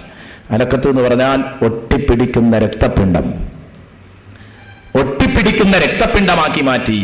അലക്ക എന്ന് പറഞ്ഞാൽ, അലക്ക എന്ന് പറഞ്ഞാൽ അതിന്റെ അർത്ഥം ഒട്ടി എന്നാണ്. അലക്ക് എന്ന് പറഞ്ഞാൽ അട്ട. അട്ട ഒട്ടും പോലെ ഒട്ടിപ്പിടിക്കുന്നതാണ് ബീജത്തിന്റെ രണ്ടാമത്തെ പരിണാമം. ബീജം കഴിഞ്ഞിട്ട് പിന്നെ ഒന്നാമത്തെ പരിണാമം, അതായത് ഈ രക്തക്കട്ട, ഒട്ടിപ്പിടിക്കുന്ന രക്തക്കട്ടയാണ്. മനുഷ്യനെ മൊത്തം സൃഷ്ടിക്കപ്പെട്ടത് ഇങ്ങനെ ഒരു അത്ഭുതത്തിൽ നിന്നാണ്. ഖലഖൽ ഇൻസാന മിൻ അലഖ്, ഒട്ടിപ്പിടിക്കുന്ന വസ്തുക്കളിൽ നിന്ന് ആ മനുഷ്യനെ സൃഷ്ടിച്ചത് എന്ന് ഖുർആനാ പറഞ്ഞത്. അതെല്ലായിടത്തും അങ്ങനെ തന്നെയാണ്. അത് ആ ഭാഗം ഇപ്പോൾ അങ്ങോട്ട് കടന്ന് വിശദീകരിക്കുന്നില്ല. പെട്ടെന്ന് ഈ ആയത്തിന്റെ വിഷയം മാത്രം പറയാം. സുമ്മ ഖലഖനൽ നുത്ഫത അലഖതൻ. കണ്ടോ, അട്ടയെപ്പോലെ ഒട്ടുന്നത്. വേറെന്തെല്ലാം പ്രയോഗങ്ങൾ അവിടെ നടത്തായിരുന്നു. ഇത് തന്നെ പറഞ്ഞത്, ഇതൊക്കെ പിൽക്കാലത്ത് തെളിയിക്കപ്പെട്ടത് അതിങ്ങനെ തന്നെയാണ്. അപ്പൊ അത്ഭുതം തോന്നാതിരിക്കോ? ഫഖലഖനൽ മുദ്ഗത അലഖത മുദ്ഗ. ഉടനെ തന്നെ അലഖത്തിനെ നമ്മൾ മുദ്ഗത്താക്കി. ഈ രക്തക്കട്ടയെ, ഒട്ടുന്ന രക്തക്കട്ടയെ നാം ചവച്ചു തുപ്പിയ മാംസം പോലെയാക്കി. മുദ്ഗതൻ ഉണ്ടോ, മാംസക്കഷ്ണാക്കി. ആ മാംസക്കഷ്ണം എന്ന് പറഞ്ഞാൽ ഇന്നത്തെ ഡോക്ടർമാർ പറയുന്നത് ആ മാംസക്കഷ്ണം സാധാരണ നല്ല വൃത്തിയുള്ള ഒരു പീസല്ല, മറിച്ച് അമ്മിമലിട്ട് ഇടിച്ച് പൊടിച്ച് ചതച്ചാലുണ്ടാകുന്ന അവസ്ഥ എന്താ, ചതഞ്ഞ് നിൽക്കുന്ന ഒരവസ്ഥയായിരിക്കും. അവിടെയാണ് ഖുർആനിന്റെ പ്രയോഗം. മുളഗത്ത്, മളഗ എന്ന് പറഞ്ഞാൽ പല്ലുമലിട്ട് ചവക്കുക എന്നാണ് അതിൻ്റെ അർത്ഥം. ചവച്ചരച്ച രൂപത്തിലുള്ള കഷ്ണം മുളഗ. അതാണ് ശരിക്ക് ഗർഭപാത്രത്തിലുള്ള കുഞ്ഞ്. അവൻ പിന്നീട് എന്ത് ചെയ്യുന്നു? സുമ്മ ഫഖലഖനൽ മുദ്ഗത ഇളാമ. ആ മുദ്ഗത്തിനെ പിന്നെ എല്ലാക്കുന്നു. ഫകസൗനൽ ഇളാമ ലഹ്മാ. എല്ലുകൾക്ക് നാം മാംസം പൊതിഞ്ഞു കൊടുക്കുന്നു, തൊലിയും മാംസമൊക്കെ പൊതിഞ്ഞു കൊടുക്കുന്നു. അങ്ങനെയാണ് കാലും കയ്യും ഒക്കെ ഉണ്ടായിട്ട് കുട്ടിയാകുന്നത്. സുമ്മ അൻശഅനാഹു ഖൽഖൻ ആഖർ. പിന്നെ ആ കുട്ടിയെ ഒരു സെപ്പറേറ്റ് സൃഷ്ടിയാക്കി. ഇതൊക്കെ ഇവിടെ അകത്തിരിക്കുമ്പോൾ പിന്നെ സുമ്മ അൻശഅന. ഏറ്റവും വലിയ അത്ഭുതം എന്താന്ന് വെച്ചാൽ, ആ ഉമ്മയുടെ ഗർഭപാത്രത്തിൽ അവനങ്ങനെ ഇരിക്കുന്നു. പിന്നെ അവന്റെ കണക്ക്, അവന്റെ ആയുസ്, അവന് ഉമ്മയുടെ ഗർഭപാത്രത്തിൽ ഇരിക്കാനുള്ള സമയം കഴിഞ്ഞാൽ അവനതാ പൊട്ടി വീഴുന്നു ഭൂമിയിലേക്ക്. സുമ്മ അൻശഅനാഹു ഖൽഖൻ ആഖർ. പിന്നെ അവനെ നാം ഒരു സെപ്പറേറ്റ് സൃഷ്ടി, വേറെ ഒരു സൃഷ്ടിയാക്കും. ഇതുവരെ ഉമ്മാന്റെ ഭാഗമായിരുന്നു. ഇപ്പൊ ഉമ്മയിൽ നിന്ന് പിരിഞ്ഞു, എവിടെ എത്തി? ഭൂമിയിലെത്തി. ഇപ്പൊ അവൻ വേറെ ഒരു മെമ്പറാ. ഉമ്മ വേറൊരു മെമ്പർ, ഇവൻ വേറൊരു മെമ്പർ. ഇവന് ഇനി റേഷൻ കാർഡിൽ അംഗത്തുണ്ട്. ഉമ്മാന്റെ ഗർഭപാത്രത്തിൽ ഇരിക്കുമ്പോൾ അതുണ്ടാവില്ല. അൻശഅനാഹു ഖൽഖൻ ആഖർ, വേറെ ഒരു സൃഷ്ടിയാക്കി എന്ന് പറഞ്ഞത് അതാണ്. എന്ന് പറഞ്ഞാൽ ഭൂമിയിലേക്ക് സെപ്പറേറ്റ് അവനെ ഇട്ടു.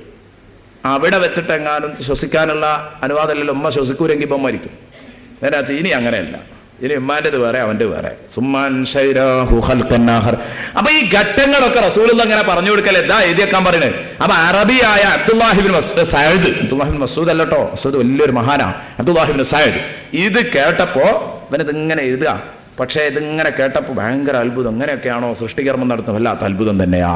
അപ്പൊ ഇവന് ഈ ഭാഗം എത്തിയപ്പോൾ ഇവൻ അറിയാതെ അങ്ങ് പറഞ്ഞു, ഇതിൽ ആവേശം മൂത്തിട്ട്, അറബിയല്ലേ, അതിന് പിന്തുണ പ്രഖ്യാപിച്ചിട്ട് പറഞ്ഞു, ഫതബാറകല്ലാഹു അഹ്സനുൽ ഖാലിഖീൻ. ഇങ്ങനെ സൃഷ്ടികർമ്മം നടത്തുന്ന റബ്ബ് എത്ര പരിശുദ്ധനാ നബിയേ, എത്ര നല്ലവനാ അള്ളാഹു. നല്ല മട്ടത്തിലാണല്ലോ അള്ളാഹു തആല സൃഷ്ടിച്ചുണ്ടാക്കുന്നത്. വലിയൊരു അത്ഭുതം തന്നെയാണ്. ഫതബാറകല്ലാഹു അഹ്സനുൽ ഖാലിഖീൻ. നന്നായി സൃഷ്ടികർമ്മം നടത്തുന്ന റബ്ബ് വളരെ ബറക്കത്തുള്ളവൻ തന്നെ എന്നാണ് പറഞ്ഞപ്പോൾ റസൂലുള്ളാഹി സ്വല്ലല്ലാഹു അലൈഹി വസല്ലമ തങ്ങൾ ബാക്കി പറഞ്ഞു കൊടുത്തിട്ടില്ലായിരുന്നു. അതാണ് ഞാൻ ബാക്കി. ഇയാൾ ഫതബാറകല്ലാഹു അഹ്സനുൽ ഖാലിഖീൻ എന്നാണ് ഇതിന്റെ ബാക്കിയായിട്ട് പറഞ്ഞതല്ല. ഇയാൾ ഇതിന് പിന്തുണ പ്രഖ്യാപിച്ച് പറഞ്ഞതാ. നമ്മൾ വലിയ അത്ഭുതം ഉണ്ടാകുമ്പോൾ സുബ്ഹാനല്ലാഹ് എന്നൊക്കെ പറയും പോലെയാണ് പറഞ്ഞതാ. അത് നോക്കുമ്പോൾ ഈ ആയത്തിന്റെ ബാക്കിയാ. റസൂലുള്ളാഹി പറഞ്ഞു, ഹകദാ നസലത് അലയ്യ ഫക്തുബി യാ അബ്ദുല്ലാഹ്. അങ്ങനെയാണ് ഈ ആയത്ത് എനിക്ക് ഇറങ്ങിയത്, എഴുതിക്കോ അബ്ദുല്ലാഹ്, എഴുതിക്കോ. അപ്പൊ ഇയാള് ഇങ്ങനെയാണോ ഇറങ്ങിയത് വെച്ച് ഞാൻ പറഞ്ഞ പോലെ, ആ ഭാഗ്യവാനാണ് ആള്. റസൂലുള്ളാഹി പറഞ്ഞിട്ടില്ല സംഗതി ഭാഗ്യവാനാണല്ലോ. ഖുർആന്റെ ബാക്കി ഭാഗം അയാൾക്ക് ഓതാൻ കഴിഞ്ഞു ആദ്യം. അയാൾ അങ്ങനെയാ ചിന്തിക്കേണ്ടത്, ഞാൻ എത്ര ഭാഗ്യവാനാണ്. ഇയാൾ ചോദിച്ചു, എനിക്കോ ഞാൻ പറഞ്ഞതുപോലെ. അപ്പൊ ഇയാൾക്ക് തോന്നി ഇത് നല്ലൊരു പദപ്രയോഗം ഇവിടെ വന്നപ്പോൾ അത് ഫിറ്റാക്കിയതാണോ എന്ന് തോന്നിയപ്പോൾ ഇയാള് പേന മുഹമ്മദുർ റസൂലുള്ളാഹി സല്ലല്ലാഹു അലൈഹി വസല്ലമ തങ്ങളുടെ മുഖത്തേക്കങ്ങ് വലിച്ചെറിഞ്ഞിട്ട് ഇവനങ്ങ് പോയി. മുഹമ്മദ് പച്ചക്കള്ളമാണ് പറയുന്നത്. കാരണം ഇൻകാനമാ യഖൂലു മുഹമ്മദുൻ ഹഖ്ഖാ, മുഹമ്മദ് പറയുന്നത് ശരിയാണെങ്കിൽ യൂഹാ ഇലയ്യ കമാ യൂഹാ ഇലൈഹി. ഇവൻ പറയാ ഞാൻ മുഹമ്മദിനെ ഒഴിവാക്കി, മുഹമ്മദ് പറയുന്നത് സത്യമാണെങ്കിൽ ആ ഒരു ഭാഗം പിടിച്ചിട്ടാ പറയണത്. യൂഹാ ഇലയ്യ കമാ യൂഹാ ഇലൈഹി. ഇപ്പോൾ ഓനൊക്കെ കിട്ടും പോലെ എനിക്കും കിട്ടാൻ തുടങ്ങിയിട്ടുണ്ട്, ഞാനും ഉഷാറായിട്ടുണ്ട്. കാരണം ഞാൻ പറഞ്ഞതാ അപ്പോൾ ഖുർആന്റെ ബാക്കി. അപ്പൊ അങ്ങനെ മുഹമ്മദ് ഉഷാറാണെങ്കിൽ സത്യമാണെങ്കിൽ ഓന് കിട്ടുന്ന വഹിയൊക്കെ ഇപ്പൊ എനിക്കും കിട്ടാൻ തുടങ്ങിയിട്ടുണ്ട്. കണ്ടോ അഹങ്കാരം വരുന്നത്? അല്ല, അവൻ പറയുന്നത് കള്ളമാണെങ്കിലോ, അവൻ പറയുന്നത് കള്ളമാണെങ്കിൽ ഫലാ ഖൈറ ഫീഹി, പിന്നെ ആ കള്ളന്റെ കൂടെ കൂടിയിട്ട് എന്ത് കാര്യ? ഒരു ഖൈറും ഇല്ല, ഒരു നന്മയില്ല എന്ന് പറഞ്ഞിട്ട് ഇവൻ പോകുന്നു. അല്ലാഹുവിന്റെ ഹബീബ് വല്ലാതെ വിഷമിക്കുന്നു. അപ്പോഴതാ വരുന്നു അബ്ദുല്ലാഹിബ്നു ഉമർ റളിയല്ലാഹു അൻഹു. അബ്ദുല്ലാഹിബ്നു ഉമർ കയറി വരുമ്പോൾ റസൂലുള്ളാഹി തങ്ങൾ പറഞ്ഞു, എഴുതിക്ക അബ്ദുല്ലാ, ഇപ്പൊ ഒരായത്തിറങ്ങിയിട്ടുണ്ട്, അത് എഴുതി പൂർത്തിയായിട്ടില്ല. നബി തങ്ങൾ തലക്കൊന്ന് ഇങ്ങനെ ഓതി കൊടുത്തു. വലഖദ് ഖലഖനൽ ഇൻസാന മിൻ സുലാലത്തിൻ മിൻ തീൻ. അപ്പഹയൻ എഴുതിയതിന്റെ ബാക്കി ചേർക്കണ്ട, വേറെ എഴുതാൻ. ഇതൊന്നും ഇയാൾ അറിയുന്നില്ല. വലഖദ് ഖലഖനൽ ഇൻസാന മിൻ സുലാലത്തിൻ മിൻ തീൻ. നബി കഥയൊന്നും പറഞ്ഞിട്ടില്ല. ഇയാൾ ഇതിങ്ങനെ ഓതിക്കൊടുത്തു, നബി ഓതിക്കൊടുത്തു. ഇയാൾ ഇങ്ങനെ എഴുതുകയാണ്, സുമ്മ ജഅൽനാഹു നുത്ഫതൻ ഫീ ഖറാരിൻ മകീൻ സുമ്മ ഖലഖനൽ നുത്ഫത അലഖ ഫഖലഖനൽ അലഖത മുദ്ഗ ഫഖലഖനൽ മുദ്ഗത ഇളാമ ഫകസൗനൽ ഇളാമ ലഹ്മ സുമ്മ അൻശഅനാഹു ഖൽഖൻ ആഖർ.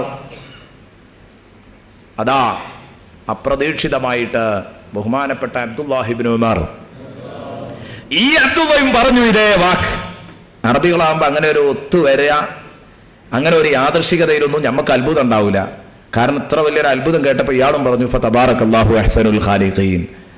നബി സല്ലല്ലാഹു അലൈഹി വസല്ലം പറഞ്ഞു, ഹകദാ നസലത് അലയ്യ ഫക്തുബ് യാ അബ്ദുല്ലാഹ്. അങ്ങനെയാണ് ആയത്തിന്റെ ബാക്കി, എഴുതിക്കോ അബ്ദുല്ലാ, എഴുതിക്കോ. ബഹുമാനപ്പെട്ട അബ്ദുല്ലാഹിബ്നു ഉമർ മുത്തബിഉസ് സുന്നയല്ലേ, നമ്മൾ നേരത്തെ പരാമർശിച്ചതാ അബ്ദുല്ലാഹിബ്നു ഉമറിനെ കുറിച്ച്, മുത്തബിഉസ് സുന്നയെ കുറിച്ച്. നബിതങ്ങളെ അനുഗമിക്കാനുള്ള തന്റെ തിടുക്കം ഞാൻ മുമ്പ് പറഞ്ഞു തന്നതാണ്. അപ്പൊ അദ്ദേഹം ചോദിച്ചു, അങ്ങനെയാണോ നബിയെ, ഞാൻ പറഞ്ഞതുപോലെയാണോ നബിയെ ഇതിന്റെ ബാക്കി ഭാഗം? റസൂലുള്ളാഹി തങ്ങൾ പറഞ്ഞു, തീർച്ചയായും അബ്ദുല്ലാ, നിങ്ങൾ ഓതിയതുപോലെയാണ്, നിങ്ങളിപ്പോ പറഞ്ഞത് തന്നെയാണ്. ഇതൊക്കെ യാദർശികമായി ഒത്തുവന്നതാണ്. പറഞ്ഞപ്പം ബഹുമാനപ്പെട്ട അബ്ദുല്ലാഹിബ്നു ഉമർ ചിരിച്ചുകൊണ്ടത് എഴുതുന്നു. എഴുതുമ്പോ അബ്ദുല്ലാഹിബ്നു ഉമർ പറയുന്നു, എന്റെ സന്തോഷം. ബഹുമാനപ്പെട്ടവർ പറയുകയാണ്, ദാദാ കസ്വാദഫനി റബ്ബി, കസ്വാദഫനി റബ്ബി, എന്റെ റബ്ബ് എന്നോട് യോജിച്ചല്ലോ. ഞാൻ റബ്ബ് പറഞ്ഞത് എനിക്ക് പറയാൻ കഴിഞ്ഞല്ലോ, ഞാൻ എത്ര വലിയ ഭാഗ്യവാനാണ്. കണ്ടങ്ങൾ, ഈമാനുള്ളവർ ഖുർആനിൽ സംശയിക്കൂല, അല്ലാത്തവർക്ക് ഖുർആൻ അവരവഗണിച്ചു കളയും. ഈ പഹയനായിരിക്കാം ഒരു പക്ഷേ റസൂലുള്ളാന്റെ കാത്തിബീങ്ങളുടെ കൂട്ടത്തിൽ, റസൂലുള്ളാന്റെ തൊട്ടടുത്ത ആളല്ലേ എഴുത്തുകാരെന്ന് പറഞ്ഞത്, ആ കാത്തിബീങ്ങളുടെ കൂട്ടത്തിൽ ഒരാള് മുനാഫിക്കായി ചത്തുപോയി. അവൻ എന്തു ചെയ്തു? ഭൂമിയിൽ മറവ് ചെയ്യപ്പെട്ടിട്ട്, ആ മറവ് ചെയ്യപ്പെട്ടത് പിന്നെയും പിന്നെയും മുകളിലേക്ക് ഇങ്ങനെ തള്ളി വരികയായിരുന്നു. കാരണം നബി ഇവനെ പറ്റി പറഞ്ഞിരുന്നത്രേ. ഈ സംഭവത്തോട് തുടർന്നല്ല ഞാനത് കണ്ടത്. കാത്തിബായ വേറെ ഒരാളെ പറ്റി നബി പറഞ്ഞിരുന്നു, മുനാഫിക്കായ ഒരു കാത്തിബിനെ കുറിച്ച് റസൂലുള്ളാഹി പറഞ്ഞിരുന്നു, അവൻ സത്താൽ ഭൂമി അവനെ സ്വീകരിക്കൂല, ഭൂമി അവനെ സ്വീകരിക്കും. ഇവൻ എങ്ങനെ മറവ് ചെയ്താലും പൊട്ടി മേലോട്ട് വരികയായിരുന്നു. അപ്പോൾ ഇവർ ആഴമുള്ള റസൂലുള്ളാഹിന്റെ പ്രവചനാണ്. അപ്പോൾ ഇവർ ഇതിന്ന് മാനക്കേടിന്ന് രക്ഷപ്പെടാൻ വേണ്ടി ആഴമുള്ള കൊയ്യൽ കൊണ്ടേ കുഴിച്ചിട്ട് നോക്കി. പിറ്റേന്ന് വരുമ്പോൾ കാണാത് ഖബറും പുറത്ത്. അതൊരു പക്ഷേ ഇവൻ തന്നെ ആവാം, അത് ഞാൻ രണ്ടും കൂടെ ഒരുമിച്ച് കണ്ടിട്ടില്ല. ഞാൻ പറഞ്ഞത് രണ്ടും സംഭവങ്ങളും ഉണ്ട്. അപ്പൊ ഏതായാലും ഞാൻ പറഞ്ഞു വന്നത്, ഇവൻ ഒരു വലിയ ഭാഗ്യദോഷിയായിരുന്നു. അപ്പൊ ആരും അത്ഭുതപ്പെടേണ്ട, ഇനി പ്രൈവറ്റ് സെക്രട്ടറി ഊറുമാറിയോലോ എന്ന് പറഞ്ഞിട്ട് ആകെ ബേജാറാവൊന്നും വേണ്ട, അതൊക്കെ പണ്ടേ ഉള്ളത് തന്നെയാ. അപ്പൊ ഏതായാലും ഞാൻ പറഞ്ഞു വന്നത്, എൻ്റെ പ്രിയപ്പെട്ട കൂട്ടുകാർ, ഫതബാറകല്ലാഹു അഹ്സനുൽ ഖാലിഖീൻ. ഇതൊക്കെ ആദ്യം അത്രേ കടന്നിട്ടുള്ളൂ മനസ്സിലേക്ക്. അതുകൊണ്ടാണ് അപ്പോൾ അഫബിഹാദൽ ഹദീസ് അൻതും മുദ്ഹിനൂൻ, ഈ ഖുർആനിനെയാണോ നിങ്ങൾ കൈവിടുന്നത്? നബി സല്ലല്ലാഹു അലൈഹി വസല്ലം ഖുർആനിനെ കൈവിടുന്ന ഉമ്മത്തിനെ കണ്ട് റസൂലുള്ളാഹി പരിതപിക്കും. വഖാല റസൂലു യാ റബ്ബി ഇന്ന ഖൗമി ഇത്തഖദൂ ഹാദൽ ഖുർആന മഹ്ജൂറാ. റസൂലുള്ളാഹി പരിതപിക്കുന്നു, പടച്ചോനെ എന്റെ സമൂഹം ഖുർആൻ കൈയൊഴിച്ചല്ലോ. ഇന്ന ഖൗമി ഇത്തഖദൂ ഹാദൽ ഖുർആന മഹ്ജൂറാ. എന്റെ ഉമ്മത്ത് ഖുർആനിനെ ഉപേക്ഷിക്കപ്പെട്ടല്ലോ, ഉപേക്ഷിക്കപ്പെട്ട വസ്തുവാക്കിയല്ലോ, അവരതിനെ കൈയൊഴിച്ചല്ലോ എന്ന് പറഞ്ഞ് റസൂലുള്ളാഹി പരിതപിക്കുന്നത് സൂറത്തുൽ ഫുർഖാനിന്റെ 30-ാം വചനം. അല്ലാഹു സുബ്ഹാനഹു വ തആല പറയുന്നത് കാണാം, വഖാല റസൂലു യാ റബ്ബി ഇന്ന ഖൗമി ഇത്തഖദൂ ഹാദൽ ഖുർആന മഹ്ജൂറാ. അപ്പോൾ ഖുർആൻ ചോദിച്ചു, ഈ ഖുർആനിനെയാണോ നിങ്ങൾ അവഗണിക്കുന്നത്? ഇതിന്റെ കാര്യത്തിലാണോ നിങ്ങൾ അലംഭാവം കാണിക്കുന്നത്? വതജഅലൂന റിസ്ഖകും അന്നകും തുകദ്ദിബൂൻ. വതജഅലൂന റിസ്ഖകും അന്നകും തുകദ്ദിബൂൻ. ആ ആയത്ത് വളരെ വിശാലമായി ചർച്ച ചെയ്യേണ്ട ഒരു ആയത്താണ്. അങ്ങോട്ട് എത്തിയിട്ടേ ഉള്ളൂ. ആയത്തിന്റെ ഉദ്ദേശം മാത്രം പറയാം, കാരണം ഇനി നമുക്ക് ആകെ 15 മിനിറ്റാണുള്ളത്. അത് കഴിഞ്ഞിട്ട് ഇൻഷാ അല്ലാഹ് ദുആ ചെയ്ത് പിരിയണം. വതജഅലൂന റിസ്ഖകും അന്നകും തുകദ്ദിബൂൻ. വതജഅലൂന റിസ്ഖകും, നിങ്ങൾ നിങ്ങളുടെ ഭക്ഷണമാക്കി കളയുന്നു. വതജഅലൂന റിസ്ഖകും, നിങ്ങൾ നിങ്ങളുടെ ഭക്ഷണമാക്കി കളയുന്നു. എന്തിനെ? അന്നകും തുകദ്ദിബൂൻ, സത്യത്തെ മറച്ചു പിടിക്കുന്നു എന്നത്. സത്യത്തെ മറച്ചു പിടിക്കുക എന്നത് നിങ്ങൾ ഭക്ഷണമാക്കിയ കൂട്ടരാണ് നിങ്ങൾ. ഉമ്മത്തിനോട് പറയുകയാണ്, ഖുർആൻ കൈയൊഴിക്കുന്ന ഉമ്മത്തിനോട്, ഖുർആനിനെ നിഷേധിക്കുന്ന ഉമ്മത്തിനോട്, ഖുർആൻ മറച്ചു വെച്ച് ഭക്ഷണം കഴിച്ചിരുന്ന ഉമ്മത്തിനോട്, എല്ലാവരോടും. തജഅലൂന റിസ്ഖകും അന്നകും തുകദ്ദിബൂൻ എന്നതിന് ഒരുപാട് അർത്ഥസാധ്യതകൾ പറഞ്ഞിട്ടുണ്ട്. നിങ്ങളുടെ ഭക്ഷണം നിങ്ങൾ കളവാക്കുന്നു എന്ന് പറഞ്ഞാൽ അതിന്റെ അർത്ഥം ഭക്ഷണത്തിന് നന്ദി കാണിക്കേണ്ടതിന് പകരം നിങ്ങൾ അതിനെ കളവാക്കുകയാണ്. വതജഅലൂന ശുക്ര റിസ്ഖിക്കും അന്നകും തുകദ്ദിബൂൻ. അങ്ങനെയാണ് ഭൂരിഭാഗം മുഫസ്സിറുകളും അതിനെ വിശദീകരിച്ചത്. കാരണം ഭക്ഷണത്തിന് അള്ളാഹുവിനോടാണ് നന്ദി പറയേണ്ടത്. പക്ഷേ നിങ്ങളതൊക്കെ കളവാക്കി. നിങ്ങൾ മഴ പെയ്തത് നാറ്റുവാല കൊണ്ട്, നിങ്ങൾക്ക് മഴ വർഷിച്ചത് ഓണത്തിന്റെ അകവും പുറവുമായതുകൊണ്ട്, ഇങ്ങനെയൊക്കെയാണ് നിങ്ങൾ പറയുന്നത്. നിങ്ങൾ അല്ലാഹുവിനോട് നന്ദി കെട്ടിരിക്കുന്നു എന്നാണ് ഭൂരിപക്ഷം മുഫസ്സിറുകളും വിശദീകരിച്ചത്. എന്നാൽ ഇമാം ഫഖ്റുദ്ദീൻ റാസി റഹ്മത്തുള്ളാഹി അലൈഹി പറഞ്ഞു, നേരെ ആ പദത്തിന്റെ ആശയം തന്നെ ആവാം ഇത്. വതജഅലൂന റിസ്ഖകും അന്നകും തുകദ്ദിബൂൻ ഐ തജഅലൂന മആശകും വകസ്ബകും അത്തക്ദീബ്. നിങ്ങളെ മൊത്തം, നിങ്ങളെ ജീവിതമാർഗം തന്നെ കള്ളം പറയലാണ്. വതജഅലൂന റിസ്ഖകും അന്നകും തുകദ്ദിബൂൻ, നിങ്ങളെ ഭക്ഷണം നിങ്ങൾ സത്യത്തെ മറച്ചു വെക്കുക എന്നതാക്കുന്നു. ഇന്ന് ആകെ നമുക്ക് കാണാൻ കഴിയുന്നത് അതാണ്. അപ്പൊ അങ്ങനെ വരുമ്പോ അതുകൊണ്ട് ഉദ്ദേശം ജമീഉ മാ സദറ മിൻഹും മിനത് തക്ദീബ്, എന്തൊക്കെ കളവാക്കൽ വരുന്നുണ്ടോ അതൊക്കെ. റസൂലുള്ളാഹിനെ കളവാക്കിയാൽ അത് പെടും, ഖുർആൻ കളവാക്കിയാൽ അത് പെടും, അള്ളാഹുവിനെ കളവാക്കിയാൽ അത് പെടും, എല്ലാം ഇതിൽ പെടുന്നുണ്ട്. മാത്രമല്ല പച്ച കള്ളം പറയുന്നത്, സത്യത്തെ മറച്ചു വെക്കുക, ഇതാണല്ലോ കദ്ദബ എന്ന് പറഞ്ഞാൽ അതിന്റെ അർത്ഥം അതാണ്, സത്യത്തെ മറച്ചു വെക്കുക. അപ്പൊ സത്യത്തെ മറച്ചു വെച്ച് ജീവിക്കുന്ന ഒരു വിഭാഗം വരും, സത്യത്തെ മറച്ചു വെച്ച് ജീവിക്കുന്ന ഒരു വിഭാഗം വരും, പച്ച കള്ളം പറഞ്ഞ് ജീവിക്കുന്ന ഒരു വിഭാഗം വരും എന്ന് അല്ലാഹു സുബ്ഹാനഹു വ തആല പറയുന്നു. ഒരുപാട് സംഭവങ്ങൾ ഇതിന് പറയാനുണ്ടായിരുന്നു. റസൂലുള്ളാഹി സ്വല്ലല്ലാഹു അലൈഹി വസല്ലം ഖിയാമത്ത് നാളിന്റെ ലക്ഷണം പറഞ്ഞത് കള്ളം പറയുന്ന ഉമ്മത്ത് അധികരിക്കുമെന്നാണ്. കള്ളം പറയുന്ന ഉമ്മത്ത്, കസറത്തുൽ കദിബ, കള്ളം പറയുക. യൂശികു അല്ലാ തഖൂമ സ്സാഅതു ഹത്താ യക്സുറൽ കദിബു വയതഖാറബസ് സമാനു വതതഖാറബൽ അസ്വാഖ്. നബിതങ്ങൾ പറഞ്ഞു, ഖിയാമത്ത് നാൾ വരുമ്പോഴുള്ള ഒരു സംഗതി എല്ലാം കൂടെ വിശദീകരിക്കാൻ സമയമില്ല. ഹത്താ യക്സുറൽ കദിബു, കളവ് പെരുക്കും കേട്ടോ, കളവ് പെരുക്കും. എവിടെ നോക്കിയാലും കളവ്. മാന്യന്മാര് വെറുക്കുന്ന ഒരു ദുശ്ശീലമാണ് കളവ് എന്ന് പറയുന്നത്. ആ കളവ് സമൂഹത്തിലാകെ വരും. അബൂ സുഫിയാൻ റളിയല്ലാഹു അൻഹു, അബൂ സുഫിയാൻ റളിയല്ലാഹു അൻഹു ആദ്യകാലത്ത് മുസ്ലിമാകുന്നതിൻ്റെ മുമ്പത്തെ കഥ ആണ് പറയുന്നത്. പക്ഷേ മുസ്ലിം ആയതിൻ്റെ ശേഷമാണ് മഹാനവറുകൾ ഇത് പറയുന്നത്. ഹിർക്കൽ രാജാവ് വിളിച്ചത്രേ. അബൂ സുഫിയാൻ മുസ്ലിം ആയതിൻ്റെ ശേഷം പറയാം, അന്ന് എന്നെ ഹിർക്കൽ രാജാവ് വിളിച്ചു. റസൂലുള്ളാഹി തങ്ങൾ അവിടെ എത്തിയപ്പോൾ ഹിർക്കൽ രാജാവ് റസൂലുള്ളാഹിനെ കുറിച്ച് അന്വേഷിക്കാൻ വേണ്ടി വിളിച്ചതാ. അപ്പോൾ റസൂലുള്ളാഹിന്റെ ബയോഡാറ്റ സമർപ്പിക്കാൻ പറഞ്ഞ സമയത്ത് ഞാൻ റസൂലുള്ളാഹിനെ കുറിച്ച് ഉള്ളത് മാത്രമേ പറഞ്ഞിട്ടുള്ളൂ. പിൽക്കാലത്ത് മുസ്ലിമായി അബൂ സുഫിയാൻ റളിയല്ലാഹു അൻഹു. മഹാനവറുകളുടെ ബർക്കത്ത് കൊണ്ട് അല്ലാഹു നമ്മെ രക്ഷിക്കട്ടെ. അപ്പൊ അന്ന് എന്നെ വിളിച്ച് ചോദിക്കുമ്പോ അന്ന് എനിക്ക് റസൂലുള്ളാഹിനോട് വലിയ വെറുപ്പാ. അപ്പൊ ഞാൻ അന്ന് കളവ് പറയുമായിരുന്നു. പക്ഷെ അന്ന് ജാഹിലിയ്യ കാലത്ത് മുശ്രിക്കീങ്ങൾ കളവ് പറയുന്നത് എന്റെ മേലിലൊരു മഹാപാപമായി കാണില്ലായിരുന്നുവെങ്കിൽ അന്ന് ഞാൻ കളവ് പറയായിരുന്നു. ലൗലൽ ഹയാ മിൻ അൻ യസിറു അലയ്യ കദിബൻ ലകദബ്തു അൻ. ബുഖാരിയിൽ ഒരുപാട് സ്ഥലത്ത് വന്നിട്ടുണ്ട്. ഒരു സ്ഥലത്തും രണ്ട് സ്ഥലത്തും ഒന്നുമല്ല, പല സ്ഥലത്തും ബുഖാരി ആവർത്തിച്ച് റിപ്പോർട്ട് ചെയ്ത്. എന്നാൽ കളവ് പറയുന്നതിൻ്റെ കടുപ്പാണത്. കളവ് പറയുന്നതിൻ്റെ കടുപ്പാണത്. അത് മനസ്സിലാക്കാൻ വേണ്ടിയാണ് അത് പറഞ്ഞതും. കളവ് പറയരുത് ജീവിതത്തിൽ. കളവ് പറഞ്ഞ് ഭക്ഷണം കഴിക്കാം. ആരെങ്കിലും ഒക്കെ ഉണ്ടെങ്കിൽ വിഷമം കരുതരുത്. ബ്രോക്കർമാർ ശാസ്ത്രം ഉണ്ടെങ്കിൽ എന്നോട് ക്ഷമിക്കണം. കളവ് പറഞ്ഞിട്ട് ഭക്ഷണം കഴിക്കുക എന്ന് പറയുമ്പോൾ അതിലേറ്റവും മുമ്പന്തിയിൽ അവരുണ്ടാകുമോ എന്ന് തോന്നിപ്പോകാറുണ്ട്. എന്നാൽ അതേ സമയത്തോ കളവ് പറയാതെ ആണെങ്കിൽ ഒരു കുഴപ്പമില്ല, നല്ലവർക്കാണെങ്കിൽ ഒരു കുഴപ്പമില്ല. പക്ഷേ കളവ് പറയുക എന്നത് നല്ലോണം പേടിക്കണം. കളവ് പറയൽ ഭക്ഷണമാർഗമാക്കരുത്.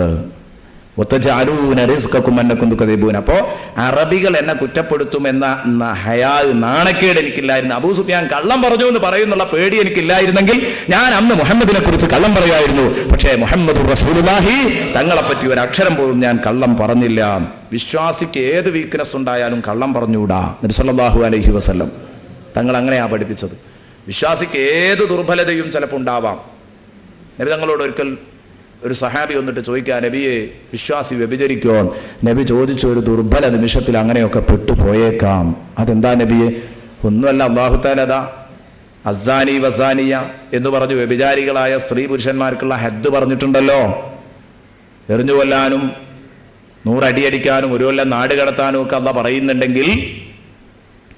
അള്ളാഹു പറയുന്നുണ്ടെങ്കിൽ നേരത്തെ പറഞ്ഞിരുന്നെങ്കിൽ തീർച്ചയായിട്ടും അതിനെന്തേ കാരണം? പ്രധാനമായും ഒരു കാരണമുണ്ട്. അതിന് പ്രധാനമായ ഒരു കാരണമുണ്ട്. എന്താ? ഒരു വിശ്വാസി ദുർബല നിമിഷത്തിൽ അതൊക്കെ പെട്ടുപോയേക്കാം. അപ്പം അവന് പരലോകത്തുള്ള ശിക്ഷ ഇളവ് ചെയ്യാനാണല്ലോ ഭൂമിയിൽ ഹദ്ദ് വെച്ചത്. ഭൂമിയിൽ ഈ ഹദ്ദ് വെച്ചത് അതിനാണ്. അപ്പം അവിവാഹിതനാണെങ്കിൽ എറിഞ്ഞു കൊല്ലാൻ അവൻ തയ്യാറാവണം. വിവാഹിതനാണെങ്കിൽ എറിഞ്ഞു കൊല്ലാൻ അവൻ തയ്യാറാവണം. അവിവാഹിതനാണെങ്കിൽ 100 അടി അടിക്കുകയും 1 കൊല്ലം നാട് കടത്തുകയും ചെയ്യുക. അതിനവൻ തയ്യാറാവണം. എന്നാൽ പരലോകത്ത് ശിക്ഷ കുറയും എന്നുള്ള നിലക്കാണല്ലോ ഈ പറഞ്ഞത്. അപ്പം അതുകൊണ്ട് ഈ ഹദ്ദ് കാണുമ്പോൾ അങ്ങനെ സംഭവിച്ചേക്കാം. നേരെ മറിച്ചോ കളവോ? നബി തങ്ങളോട് ചോദിച്ചു, ആ യസ്രിഖുൽ മുഅ്മിനു യാ റസൂലല്ലാഹ്, നബിയെ ഒരു വിശ്വാസി കക്കുവോ? നബി പറഞ്ഞു, കൈ വെട്ടണമെന്ന് കാണുന്നുണ്ട്.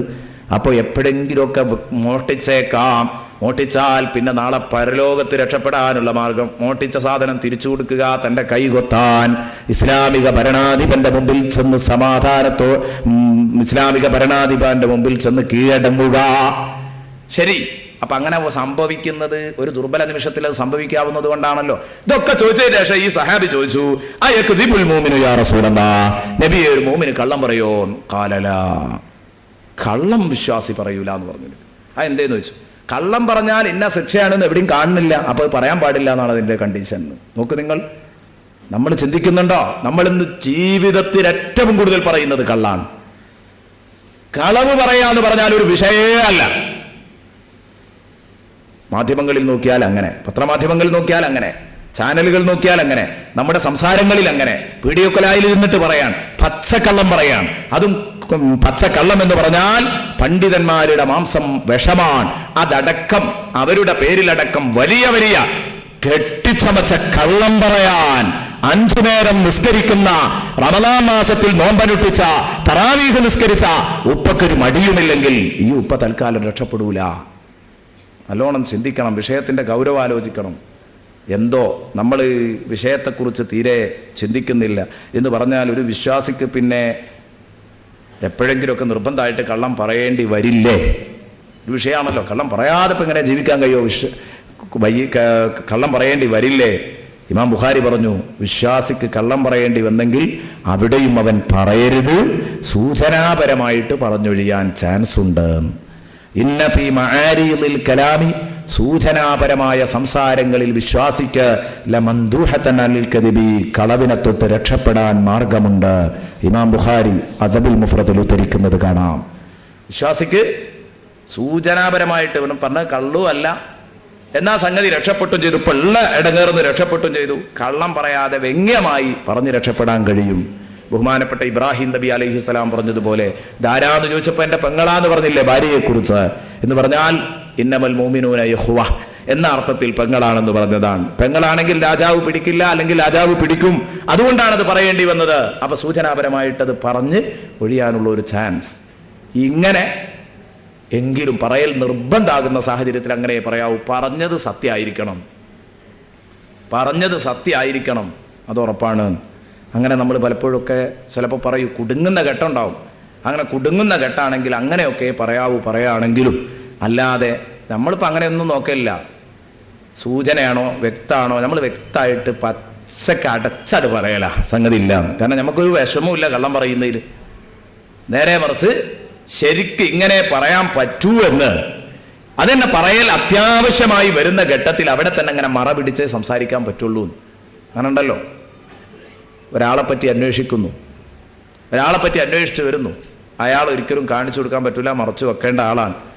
എന്നാൽ അയാൾ ഇവിടെ ഉണ്ടോ എന്ന് നോക്കുമ്പോൾ നമ്മൾ പറയും ഇവിടെ ഇല്ല പറഞ്ഞാൽ ഈ വട്ടത്തിലില്ല എന്നർത്ഥം. അങ്ങനെ അത് സത്യമാക്കാൻ കഴിയും. ഇതേ രൂപത്തിൽ പലപ്പോഴൊക്കെ സംസാരിക്കാറുണ്ട്. ഇപ്പം എൻ്റെ കയ്യിലൊന്നുമില്ല, പൊരേ പോയാണ്ട് ഇപ്പം എൻ്റെ കയ്യിലൊന്നുമില്ല. ഇങ്ങനെയുള്ള സംസാരങ്ങൾ എന്ന് പറഞ്ഞാൽ ഞാൻ പറഞ്ഞത് സത്യമാകണം. ആ ഒരു നിർബന്ധ ബുദ്ധിയെങ്കിലും നമുക്ക് വേണം. ബഹുമാനപ്പെട്ട ഇമാം ബുഖാരി റഹ്മത്തുള്ളാഹി അലൈഹി പറയുന്നത് കാണാം. ഇതാണ് റസൂലുള്ളാഹി സ്വല്ലല്ലാഹു അലൈഹി വസല്ലം തങ്ങളോടുകൂടെ ബഹുമാനപ്പെട്ട അബൂബക്കർ സിദ്ദീഖ് റളിയല്ലാഹു അൻഹു ഹിജ്റ പോകുമ്പോൾ വഴിയിൽ നിന്ന് ഏകദേശം മദീനത്തേക്ക് എത്താനായപ്പോൾ ചിലരൊക്കെ കണ്ടിട്ടുണ്ട്. റസൂലുള്ള പുറപ്പെട്ട വിവരം അറിയിച്ചിട്ടുണ്ട്, കണ്ടു കിട്ടുന്നവർ അറിയിക്കണമെന്ന് പറഞ്ഞിട്ടുണ്ട്. അപ്പോഴാണ് അബൂബക്കർ സിദ്ദീഖ് റളിയല്ലാഹു അൻഹുവിനോട് ചിലരൊക്കെ വഴിയിൽ നിന്ന് ചോദിച്ചത്രേ, മൻ ഹാദായ അബൂബക്കർ, അബൂബക്കർ എൻ്റെ ഒപ്പമുള്ളത് ഇതാരാണ്? ഇവർ റസൂലുള്ളാഹിനെ കണ്ടിട്ടില്ല. മൻ ഹാദായ അബൂബക്കർ, ഇതാരാണ് അബൂബക്കറെ? ഈ പുറത്തേക്ക് പോകുന്നതിന് കാരണം ആള് അബൂബക്കർ സിദ്ദീഖിന്റെ ഒപ്പാ പോകുന്നതെന്നൊന്നും ഓല അറിയുന്നില്ല. അപ്പോൾ മുഹമ്മദിനെ കണ്ടാൽ പിടിക്കണം എന്നാണ്. അപ്പോൾ അബൂബക്കർ സിദ്ദീഖിന്റെ കൂടെ അങ്ങനെ ഒരാളെ കണ്ടപ്പോൾ ഇതാരാണ്, അത് ഇവർക്ക് അറിയാത്തവരുമാണ്. അപ്പോൾ അവരവിടെ വെച്ചിട്ട് ചോദിച്ചു, മൻ ഹാദായ അബൂബക്കർ, ഇതാരാ അബൂബക്കറെ? ഖാല മുഅർരിളൻ, അബൂബക്കർ റളിയല്ലാഹു അൻഹു സൂചിപ്പിച്ചുകൊണ്ട്, കണ്ടോ, സൂചനാപരമായിട്ട് ബഹുമാനപ്പെട്ടവർ പറഞ്ഞു, ഇന്നഹു യഹ്ദീനി ത്വരീഖ്, ഞാൻ മദീനത്തേക്ക് പോവാ, അപ്പൊ എനിക്ക് വഴി കാട്ടിത്തരാനുള്ള ഒരാളാണ്, എനിക്ക് മദീനത്തേക്ക് വഴി കാട്ടിത്തരാനുള്ള ആളാണ്. സംഗതി ശരിയാണ്, അബൂബക്കർ സിദ്ദീഖിന് വഴി കാട്ടുന്ന ആളാണ്. അബൂബക്കർ സിദ്ദീഖ് പറഞ്ഞത് ശരിയാണ്, ഇന്നഹു യഹ്ദീനി ത്വരീഖ്, എനിക്ക് വഴി കാണിച്ചു തരുന്ന ആളാണ്, എനിക്ക് വഴി കാണിച്ചു തരുന്ന ആളാ, ശരിയല്ലേ? ദുനിയാവിലും ആഖിറത്തിലേക്കുള്ള വഴി കാണിച്ചു കൊടുക്കുന്ന ആളാണ് മുഹമ്മദ് മുസ്തഫ. ഇങ്ങനെ സൂചിപ്പിച്ചു പറഞ്ഞു എന്ന് മഹാന്മാര് പറഞ്ഞത് കാണാം. ഇന്നോ ലോകത്തിന്റെ നിലനിൽപ്പ് തന്നെ കളവിലാണ്. അതും മതത്തിന്റെ പേരിലടക്കം കള്ളം പറയുന്ന ഉളുപ്പില്ലാത്ത വിഭാഗം. യകൂനു ഫീ ആഖിരിസ് സമാൻ ദജ്ജാലൂന കദ്ദാബൂന യഅതൂനകും മിനൽ അഹാദീസ് ബിമാ ലം തസ്മഉ അൻതും വലാ ആബാഉകും ഫഇയ്യാകും വഇയ്യാഹും ലാ യുദല്ലൂനകും വലാ യഫ്തിനൂനകും. ആഖിർ സമാനിൽ ഒരു കൂട്ടർ വരാനുണ്ട്. ദജ്ജാലീങ്ങളാണവർ, വഞ്ചകരാണവർ, പച്ചക്കള്ളം പറയുന്നവരാണ്. കദ്ദാബൂന യഅതൂനകും മിനൽ അഹാദീസ്, ഒരുപാട് സംസാരങ്ങൾ അവർ കൊണ്ടുവരും, അവർ പറയും, അവർ ഹദീസുകൾ കൊണ്ടുവരും. ബിമാലം തസ്മഉ അൻതും വലാ ആബാഉകും, നിങ്ങളോ നിങ്ങളുടെ വാപ്പാപ്പമാരോ കേട്ടിട്ടില്ലാത്ത ആശയങ്ങൾ, ആദർശങ്ങൾ, അതായിരിക്കും ഈ പുതിയ ചിന്താഗതിക്കാർ പറയുക. അങ്ങനെ കള്ളം പറഞ്ഞു വരുന്ന മൗലവിമാരെ ഫഇയ്യാകും വഇയ്യാഹും, അവരെ നിങ്ങൾ പേടിക്കണം, അവരെയും നിങ്ങളെയും നിങ്ങൾ പേടിക്കണം, അവരെയും നിങ്ങളെയും നിങ്ങൾ സൂക്ഷിക്കണം, അവരെ നിങ്ങൾ പേടിക്കണം കേട്ടോ. നിങ്ങളും അവരുമായി അകന്നു നിൽക്കണം. ലാ യുദല്ലൂനകും, അവർ നിങ്ങളെ പേടിപ്പിക്കാതിരിക്കട്ടെ. വലാ യഫ്തിനൂനകും, അവർ നിങ്ങളെ ഫിത്നയിൽ അകപ്പെടുത്താതിരിക്കട്ടെ. ഇമാം മുസ്ലിം റിപ്പോർട്ട് ചെയ്ത ഹദീസ്. റസൂലുള്ളാഹി സ്വല്ലല്ലാഹു അലൈഹി വസല്ലം പറഞ്ഞു, ഇതിന്നിപ്പോൾ നമ്മൾ ശരിക്ക് കണ്ടുവരിക. കാരണം എന്താ? മതത്തിന്റെ പേരിൽ കളവ് പറയൽ മത്സരം നടത്തുന്നവരാ വിദ്യാർത്ഥുകാർ. കളവ് പറയൽ മത്സരം നടത്തിയിട്ട് റെക്സോണ സോപ്പ് കിട്ടിയത് നിങ്ങളൊക്കെ കണ്ടിട്ടുണ്ടാവും. ഇതാണിവർ. നോക്ക് നിങ്ങൾ, കളവ് പറയൽ മത്സരം നടത്തുന്നവർ, ഖിയാമത്ത് നാളിന്റെ ലക്ഷണം റസൂലുള്ള പറഞ്ഞു. റസൂലുള്ളാഹി തങ്ങൾ പറഞ്ഞു, കസറത്തുൽ കദിബാൻ, കളവ് പെരുക്കലാൻ. അല്ലാഹു തആല ഖുർആനിൽ പറയുന്ന വതജഅലൂന റിസ്ഖകും അന്നകും തുകദിബൂൻ, പച്ചക്കള്ളം പറഞ്ഞു ഭക്ഷണം കഴിക്കുന്ന ഒരു കാലഘട്ടം വരും. പച്ചക്കള്ളം പറഞ്ഞിട്ട് ഭക്ഷണം കഴിക്കുന്ന ഒരു കാലഘട്ടം വരും. കളവിനെ എത്രത്തോളം പേടിച്ചു എന്നറിയോ നിങ്ങൾ? റസൂലുള്ള ഒറ്റ സംഭവം കൂടെ ഞാൻ പറയാം.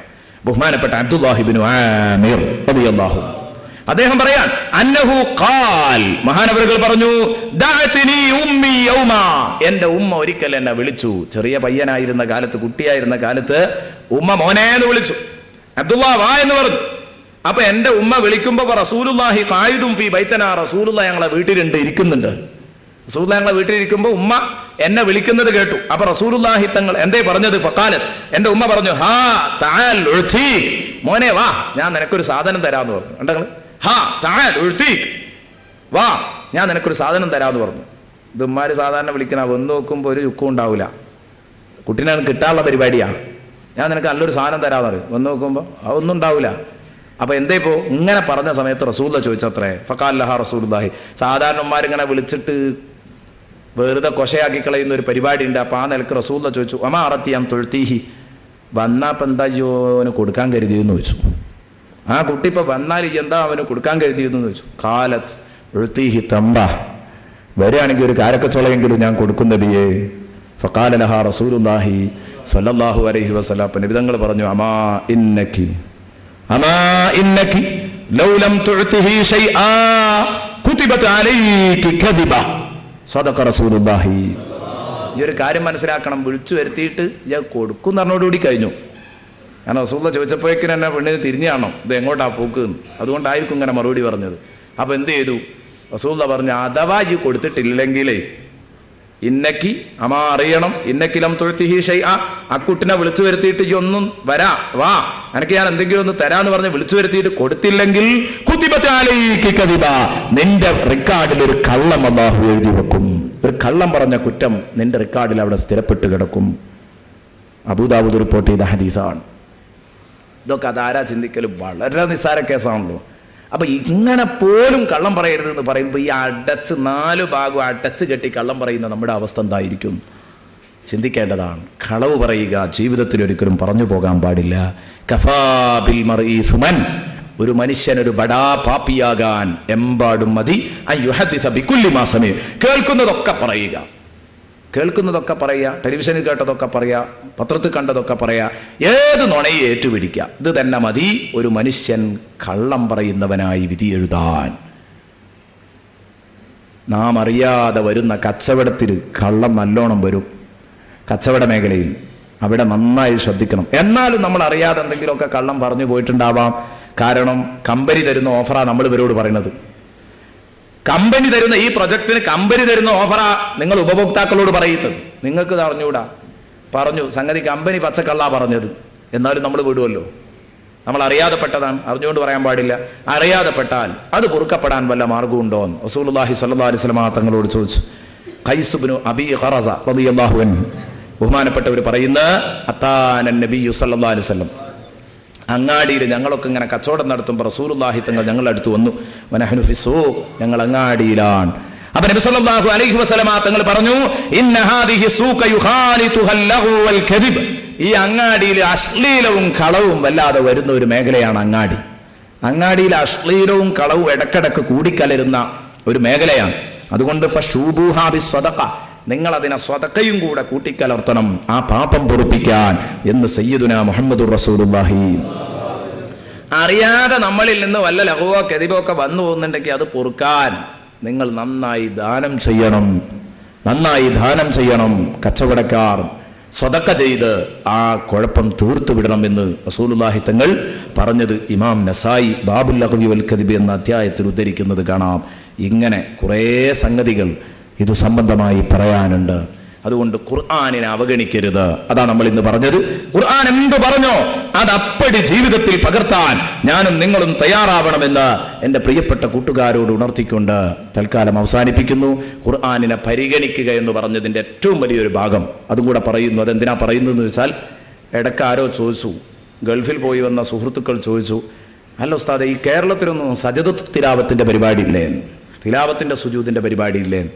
ഖുർആനിനെ പരിഗണിക്കുന്നതിൻ്റെ ഏറ്റവും വലിയൊരു ഭാഗമാണ് സുജൂദ് ചെയ്യേണ്ട ചില ആയത്തുകളുണ്ട്. അത് ഓതിയാൽ ഉടനെ സുജൂദ് ചെയ്തു കൊള്ളണം, സുന്നത്താണ്. അപ്പോൾ ഇവിടെ ഉള്ള പലർക്കും അറിയാത്തത് കൊണ്ടായിരിക്കാം ഒരു പക്ഷേ. ഇനി ചെയ്യുന്നവർ തന്നെ വല്ലാത്ത ക്രമക്കേടുകൾ ചെയ്യുന്നുണ്ട്. 2 സുജൂദൊക്കെ ചെയ്യുന്നുണ്ട് സജദത്ത് തിലാവത്തിൽ. തിലാവത്തിൻ്റെ സുജൂദ് 2 ചെയ്യണവരൊക്കെ ഉണ്ട്. അപ്പോൾ അതുകൊണ്ട് പറയാണ് തിരുത്താൻ വേണ്ടിയിട്ട്, ഓത്ത് അത് ഖുർആനിൽ അടയാളം വരും, ആ ആയത്ത് വരുമ്പോൾ അടയാളം ഇട്ടിട്ടുണ്ടാവും. അവിടെ എത്തുമ്പോൾ മുസ്ഹഫ് എകറുള്ള ഒരു സ്ഥലത്ത് വെച്ച് അല്ലെങ്കിൽ ഒരു മുണ്ടിലെവിടെയും വെച്ചിട്ട് അതിനെ ആദരിക്കണം. അത് തന്നെ മുസാഫാണ്ട് നിലത്തേക്കാണ്ട് വലിച്ചെറിഞ്ഞ് ഇങ്ങോട്ടാണ് സുജൂദ് ചെയ്തു, ഒരു മുണ്ട് പോലും വെക്കാതെ അങ്ങനെയൊന്നും ഒരിക്കലും ചെയ്യരുത്. എന്തൊക്കെയോ കാട്ടിക്കൂടെ, ഗൾഫിലാണ് അധികം അതൊക്കെ അങ്ങനെയൊക്കെ കാണുന്നത്. ഒറ്റേറാ മുസാഫ്. അങ്ങോട്ട് നീക്കി വെച്ചു, അവനാണ് സുജൂദ് ചെയ്തു. കാണുമ്പോൾ ഒരു വല്ലാത്ത വിഷമം. അപ്പോൾ അതൊരു മുണ്ടിൽ വേറെ വെക്കുക, അല്ലെങ്കിൽ ഇതുപോലത്തെ സ്ഥലത്തൊക്കെ ആണെങ്കിൽ വെക്കുക, എന്നിട്ട് സുജൂദ് ചെയ്യണം. സുജൂദ് ചെയ്യാന്ന് പറയുമ്പോൾ കുറേ കാര്യങ്ങൾ, നിസ്കാരത്തിൻ്റെ പുറത്താണെങ്കിൽ സുജൂദ് ചെയ്യുമ്പോൾ ശ്രദ്ധിക്കേണ്ടത്, നിസ്കാരത്തിലാണെങ്കിൽ കൂടുതൽ ശ്രദ്ധിക്കണം. നിസ്കാരത്തിലാണുള്ളതെങ്കിൽ സജദത്തു തിലാവത്തിൽ കൂടുതൽ നമ്മൾ ശ്രദ്ധിക്കേണ്ടതുണ്ട്. ഇമാമ് സജദന്റെ ആയത്തോതിക്കഴിഞ്ഞാൽ നമ്മൾ ഇമാമിൻ സുജൂദ് ചെയ്താൽ ഇമാമിൻ്റെ കൂടെ സുജൂദ് ചെയ്യാം. ഇമാമ് സജദന്റെ ആയത്തോതി, പക്ഷേ ഇമാമ് സുജൂദ് ചെയ്യണില്ല, എന്നാൽ നമ്മൾ മൗമൂമിങ്ങൾ സുജൂദ് ചെയ്യാൻ പാടില്ല. ഇമാമ് ചെയ്യുന്നുണ്ടെങ്കിൽ പിന്നെ മൗമൂമ് ചെയ്യാതിരുന്നാൽ നിസ്കാരം ബാത്തിലാവും. ഇമാമ് ചെയ്തു, മൗമൂമ് ചെയ്തില്ല, നിസ്കാരം ബാത്തിലാവും. അതുപോലെ തന്നെ മൗമൂമ് ചെയ്തു, ഇമാമ് ചെയ്തില്ല, എന്നാലും നിസ്കാരം ബാത്തിലാകും. ഇതൊന്നും ഒരിക്കലും ചെയ്യാൻ പാടില്ല. ഇമാമിൻ്റെ മുതാബഅത്ത്, ഇമാമിനെ പിന്തുടരുക എന്നുള്ളത് ജമാഅത്ത് നിസ്കാരത്തിൽ ഏറ്റവും കൂടുതൽ ശ്രദ്ധിക്കപ്പെടേണ്ടതാണ്. അപ്പോൾ ഈ പറഞ്ഞിടത്ത് തന്നെ നമ്മളൊരു കാര്യം ചിന്തിക്കണം. മൗമൂമ് ഇമാമ് സുജൂദ് ചെയ്ത വിവരം അറിഞ്ഞിട്ടില്ലെങ്കിലോ, വലിയ പള്ളിയൊക്കെ ആകുമ്പോൾ ഇമാമ് സുജൂദ് ചെയ്ത വിവരം മൗമൂമ് അറിഞ്ഞില്ല, ഇല്ലാ ബഅദ റഫ്ഇ റഅ്സിഹി മിന സുജൂദ്, സുജൂദ് ഇമാമ് തല കണ്ട് പൊക്കിയതിന് ശേഷം മൂപ്പര് അറിഞ്ഞത് മൂപ്പര് സജദന്റെ തിലാവത്തായിരുന്നു, സജദന്റെ തിലാവത്തിന്റെ സജദയായിരുന്നു, സുജൂദായിരുന്നു, ഓത്തിന്റെ സുജൂദാ ചെയ്തത്, എന്നാൽ അയാളുടെ നിസ്കാരത്തിന് അത് ബാത്തിലാവൂല. കാരണം ഇമാമ് ചെയ്തിട്ട് മൗമൂമ് ചെയ്യാൻ നിസ്കാരം ബാത്തിലാകുന്ന, പക്ഷേ ഇമാമ് തല ഉയർത്തിയിട്ട് ആ വിവരം അറിയുന്നതെങ്കിൽ നിസ്കാരം ബാത്തിലാകില്ല എന്നല്ല. വലാ യസ്ജുദു, ഇനി അയാൾ വീണ്ടെടുക്കാൻ സുജൂദ് ചെയ്യേണ്ടതുമില്ല, ഇനി ഇയാൾ ഒറ്റക്ക് സുജൂദ് ചെയ്യേണ്ടതുമില്ല. എങ്കിലും അയാൾ ആ നിൽക്കുന്നിടത്ത് തന്നെ നിൽക്കണം. ഇമാമ് വീണ്ടും വന്നോട്ടെ, ഇമാമ് തല ഉയർത്തി കഴിഞ്ഞതിൻ്റെ ശേഷമാണെങ്കിൽ ആ നിൽക്കുന്നിടത്ത് തന്നെ നിൽക്കണം. അല്ല, ഇമാമ് തല പൊക്കുന്നതിൻ്റെ മുമ്പ് അയാൾ അറിഞ്ഞാൽ ഉടനെ അയാൾ കുനിയണം സുജൂദിന് വേണ്ടി ഉടനെ അയാൾ കുനിഞ്ഞുകൊള്ളണം. എന്നിട്ട് അയാൾ സുജൂദ് ചെയ്യണം. അങ്ങനെ ഇയാൾ കുനിഞ്ഞു, അപ്പോഴേക്ക് ഇയാൾ സുജൂദ് ചെയ്യണതിന് മുമ്പ് ഇമാമോട് പോന്നാലോ, സുജൂദ് ചെയ്യാതെ ഇമാമിൻ്റെ ഒപ്പം ഇങ്ങോട്ട് പോരണം എന്നാ. അതാ കണ്ടീഷൻ. ഇതൊക്കെ ജമാഅത്ത് നിസ്കാരത്തിലാകുമ്പോൾ കൂടുതൽ ശ്രദ്ധിക്കേണ്ടതാ, എപ്പോഴെങ്കിലും ഒക്കെ വന്നേക്കാം. ഫൈദാ റഫഅ ഖബല സുജൂദിഹി റഫഅ മഅഹു, ഇവൻ സുജൂദ് ചെയ്യുന്നതിന് മുമ്പ് ഇമാമ് ഉയർന്നു പോന്നാൽ ഇമാമിൻ്റെ കൂടെ ഇങ്ങ് പോരണം, പിന്നെ ആ സുജൂദ് പോയി ചെയ്യേണ്ടതില്ല. വലാ യസ്ജുദ്. ഇനി ഇമാമാണെങ്കിൽ പതുക്കെ ഓതുന്ന നിസ്കാരത്തിലാണെങ്കിൽ എപ്പോഴും നല്ലത് സുജൂദ് ചെയ്യാതെ പിന്തിപ്പിക്കലാണ് നല്ലത്, സുജൂദ് കഴിഞ്ഞിട്ട് ആക്കലാണ് എപ്പോഴും നല്ലത്. അതേസമയം കാരണം ഈ ആയത്തോദ്യോ ഇല്ലേന്ന് മൗമൂമിങ്ങൾ അറിയാതിരിക്കുമ്പോൾ ചിലപ്പോൾ കൺഫ്യൂഷൻ വരും. അതേസമയം ഉറക്കം ഓതുന്ന നിസ്കാരത്തിലാണെങ്കിലോ ആ ഉറക്കം ഓതുന്ന നിസ്കാരത്തിൽ ഇമാമിന് ചെയ്യാം. കാരണം ഇമാമ് സജദന്റെ ആയത്തോതിയ വിവരം മൗമൂമിങ്ങൾ അറിയുന്നു. അത് തന്നെ ഒരാൾ സജദയുടെ ആയത്തോതി അയാൾ റുക്കൂ ചെയ്തു, സജദയുടെ ആയത്തോതി റുക്കുവാ ചെയ്തു, സുജൂദല്ല. സജദയുടെ ആയത്തിൻ്റെ ഉദാഹരണം കല്ലാ ലാ തുതിഉഹു വസ്ജുദ് വഖ്തരിബ. അവിടെ ഒരു ഘട്ടാണ്, ഇയാൾ റുക്കൂക്കാട് പോയി, റുക്കൂയിലെത്തിയപ്പോൾ അയാൾക്ക് തോന്നി സുജൂദ് ചെയ്താൽ കുഴപ്പമില്ല, റുക്കൂയിലെത്തിയപ്പോൾ അയാൾക്ക് തോന്നി ഇതാണ് സുജൂദ് ആക്കിയാലോ, എന്നാൽ അത് പറ്റില്ല. കാരണം തുടക്കം നൃത്തത്തിൽ നിന്ന് വരണം, അല്ലെങ്കിൽ കുഴപ്പമാണ്, സ്ഥാനം നഷ്ടപ്പെട്ടത് കൊണ്ട് അത് പറ്റില്ല. ഇനി ഒരാൾ സുജൂദിന് വേണ്ടി കുനിഞ്ഞു, സുജൂദിന് വേണ്ടി ആ കുനിഞ്ഞത് സുജൂദ് ചെയ്യട്ടെ എന്ന് കരുതിയിട്ട് കുനിഞ്ഞത് ഓത്തിന്റെ സുജൂദ് ചെയ്യട്ടെ എന്ന് കരുതി, റുക്കുവിൻ്റെ അടുത്തെത്തിയപ്പോൾ അയാൾക്കൊരു ലുബ്ധത, ഇനിയിപ്പോൾ സുജൂദ് ചെയ്യാനാവില്ല, ഇത് തന്നെ റുക്കുവാക്കുക, എന്നിട്ട് റുക്കുവിലേക്കാണ് തിരിച്ചു വിട്ടാൽ അതും പറ്റൂല. അപ്പോൾ ഓരോന്ന് എന്താണോ കരുതിയത് ആ കരുതിയത് തന്നെ ചെയ്യണം. ഇനി നിസ്കരിക്കുന്നവനല്ലാത്തവന്റെ കാര്യമാണ് ശ്രദ്ധിക്കേണ്ടത്. നിസ്കാരത്തിൽ നമ്മൾ ഓട്ടോമാറ്റിക്കായിട്ടാണ് ചെയ്തോളൂ, അതിപ്പോൾ വലിയ കുഴപ്പമൊന്നും വരില്ല. നിസ്കാരം അല്ലാത്തപ്പോൾ ശ്രദ്ധിക്കേണ്ടത്, നിസ്കാരത്തിലല്ലാത്ത ആൾ ഖുർആൻ ഓതുമ്പോൾ 2-3 കാര്യങ്ങൾ ശ്രദ്ധിക്കണം. ഒന്ന്, അതിൻ്റെ ഫർദിൽ ഒന്ന് സുജൂദ് ചെയ്യുന്നു എന്ന് കരുതുക, നിയ്യത്ത് അത് തന്നെ, ഞാൻ സുജൂദ് ചെയ്യുന്നു എന്ന് കരുതിയിട്ട് അല്ലാഹു അക്ബർ തക്ബീറത്തുൽ ഇഹ്റാം ചെല്ലുക, ഇരിക്കുന്നിടത്ത് തക്ബീറത്തുൽ ഇഹ്റാം ചെല്ലുക, തക്ബീറു തഹറുമീൻ തക്ബീറത്തുൽ ഇഹ്റാമും ചെല്ലുക, സുജൂദ് കരുതുക, തക്ബീറത്തുൽ ഇഹ്റാം ചെല്ലുക, എന്നിട്ട് വസുജൂദുൻ, ഒരു സുജൂദും ചെയ്യുക. ഒറ്റ സുജൂദേ ഉള്ളൂ, സജദന്റെ സുജൂദ് എന്ന് പറഞ്ഞു, ഒരു സുജൂദ്. ആ സുജൂദ് നിസ്കാരത്തിന്റെ മറ്റു സുജൂദുകളെ പോലെ ആ ഷർത്തും ഫർളും സുന്നത്തും ഒക്കെ ഒപ്പിച്ചിട്ടൊരു സുജൂദ് ചെയ്യുക. ആ സുജൂദ് ചെയ്തതിൻ്റെ ശേഷം അസ്സലാമു അലൈക്കും വറഹ്മത്തുള്ളാഹി, അസ്സലാമു അലൈക്കും വറഹ്മത്തുള്ളാഹി, സലാം വിട്ടുക. വളരെ ലളിതാണ് ചടങ്ങ്, പക്ഷെ ചെയ്യണം. വളരെ കൂലിയുള്ള കാര്യമാണ്. ഖുർആനിനെ പരിഗണിക്കുക എന്ന് പറഞ്ഞതിൽ പെടുന്ന ഒരു കാര്യവും കൂടെ ആയതുകൊണ്ട്, നമ്മുടെ വിഷയവുമായിട്ട് അതിന് ബന്ധവും കൂടെ ഉള്ളതുകൊണ്ട് ഇന്ന് ഉണർത്തി എന്ന് മാത്രം. സുന്നത്തായിട്ട് ആ സുജൂദിൽ അവൻ ചൊല്ലേണ്ട ദിക്ർ സജദ വജ്ഹിയ ലില്ലദീ ഖലഖഹു വസവ്വറഹു വശഖ സമഅഹു വബസറഹു ബിഹൗലിഹി വഖുവ്വതിഹി ഫതബാറകല്ലാഹു അഹ്സനുൽ ഖാലിഖീൻ എന്ന് അവൻ ആ സുജൂദിൽ ചൊല്ലുകയും ചെയ്യുക. സജദ വജ്ഹിയ ലില്ലദീ, എൻ്റെ മുഖം ഇതാ സുജൂദ് ചെയ്തിരിക്കുന്നു, എൻ്റെ മുഖം ഇതാ സാഷ്ടാംഗം നമിച്ചിരിക്കുന്നു. ലില്ലദീ ഖലഖഹു, ആ മുഖത്തെ സൃഷ്ടിച്ച റബ്ബിന്, എൻ്റെ ശരീരത്തെ സൃഷ്ടിച്ച റബ്ബിനിതാ ശരീരം കീഴ്പ്പെട്ടിരിക്കുന്ന. വസവ്വറഹു, ആ മുഖത്തെ ഭംഗിയുള്ളവനാക്കിയ റബ്ബ്, ആ മുഖത്തിന് സൗന്ദര്യം നൽകിയ റബ്ബിനിതാ സുജൂദ് ചെയ്തിരിക്കുന്നു. വശഖ സമഅഹു, എൻ്റെ ചെവി കീറിത്തന്ന റബ്ബ്. വബസറഹു, എൻ്റെ കണ്ണ് കീറിത്തന്ന റബ്ബ്, ചെവിക്ക് കേൾവിയും കണ്ണിന് കാഴ്ചയും നൽകിയ റബ്ബ്. ബിഹൗലിഹി വഖുവ്വതിഹി, എല്ലാം അവൻ്റെ ശക്തി കൊണ്ടും പ്രതാപം കൊണ്ടുമാണ്.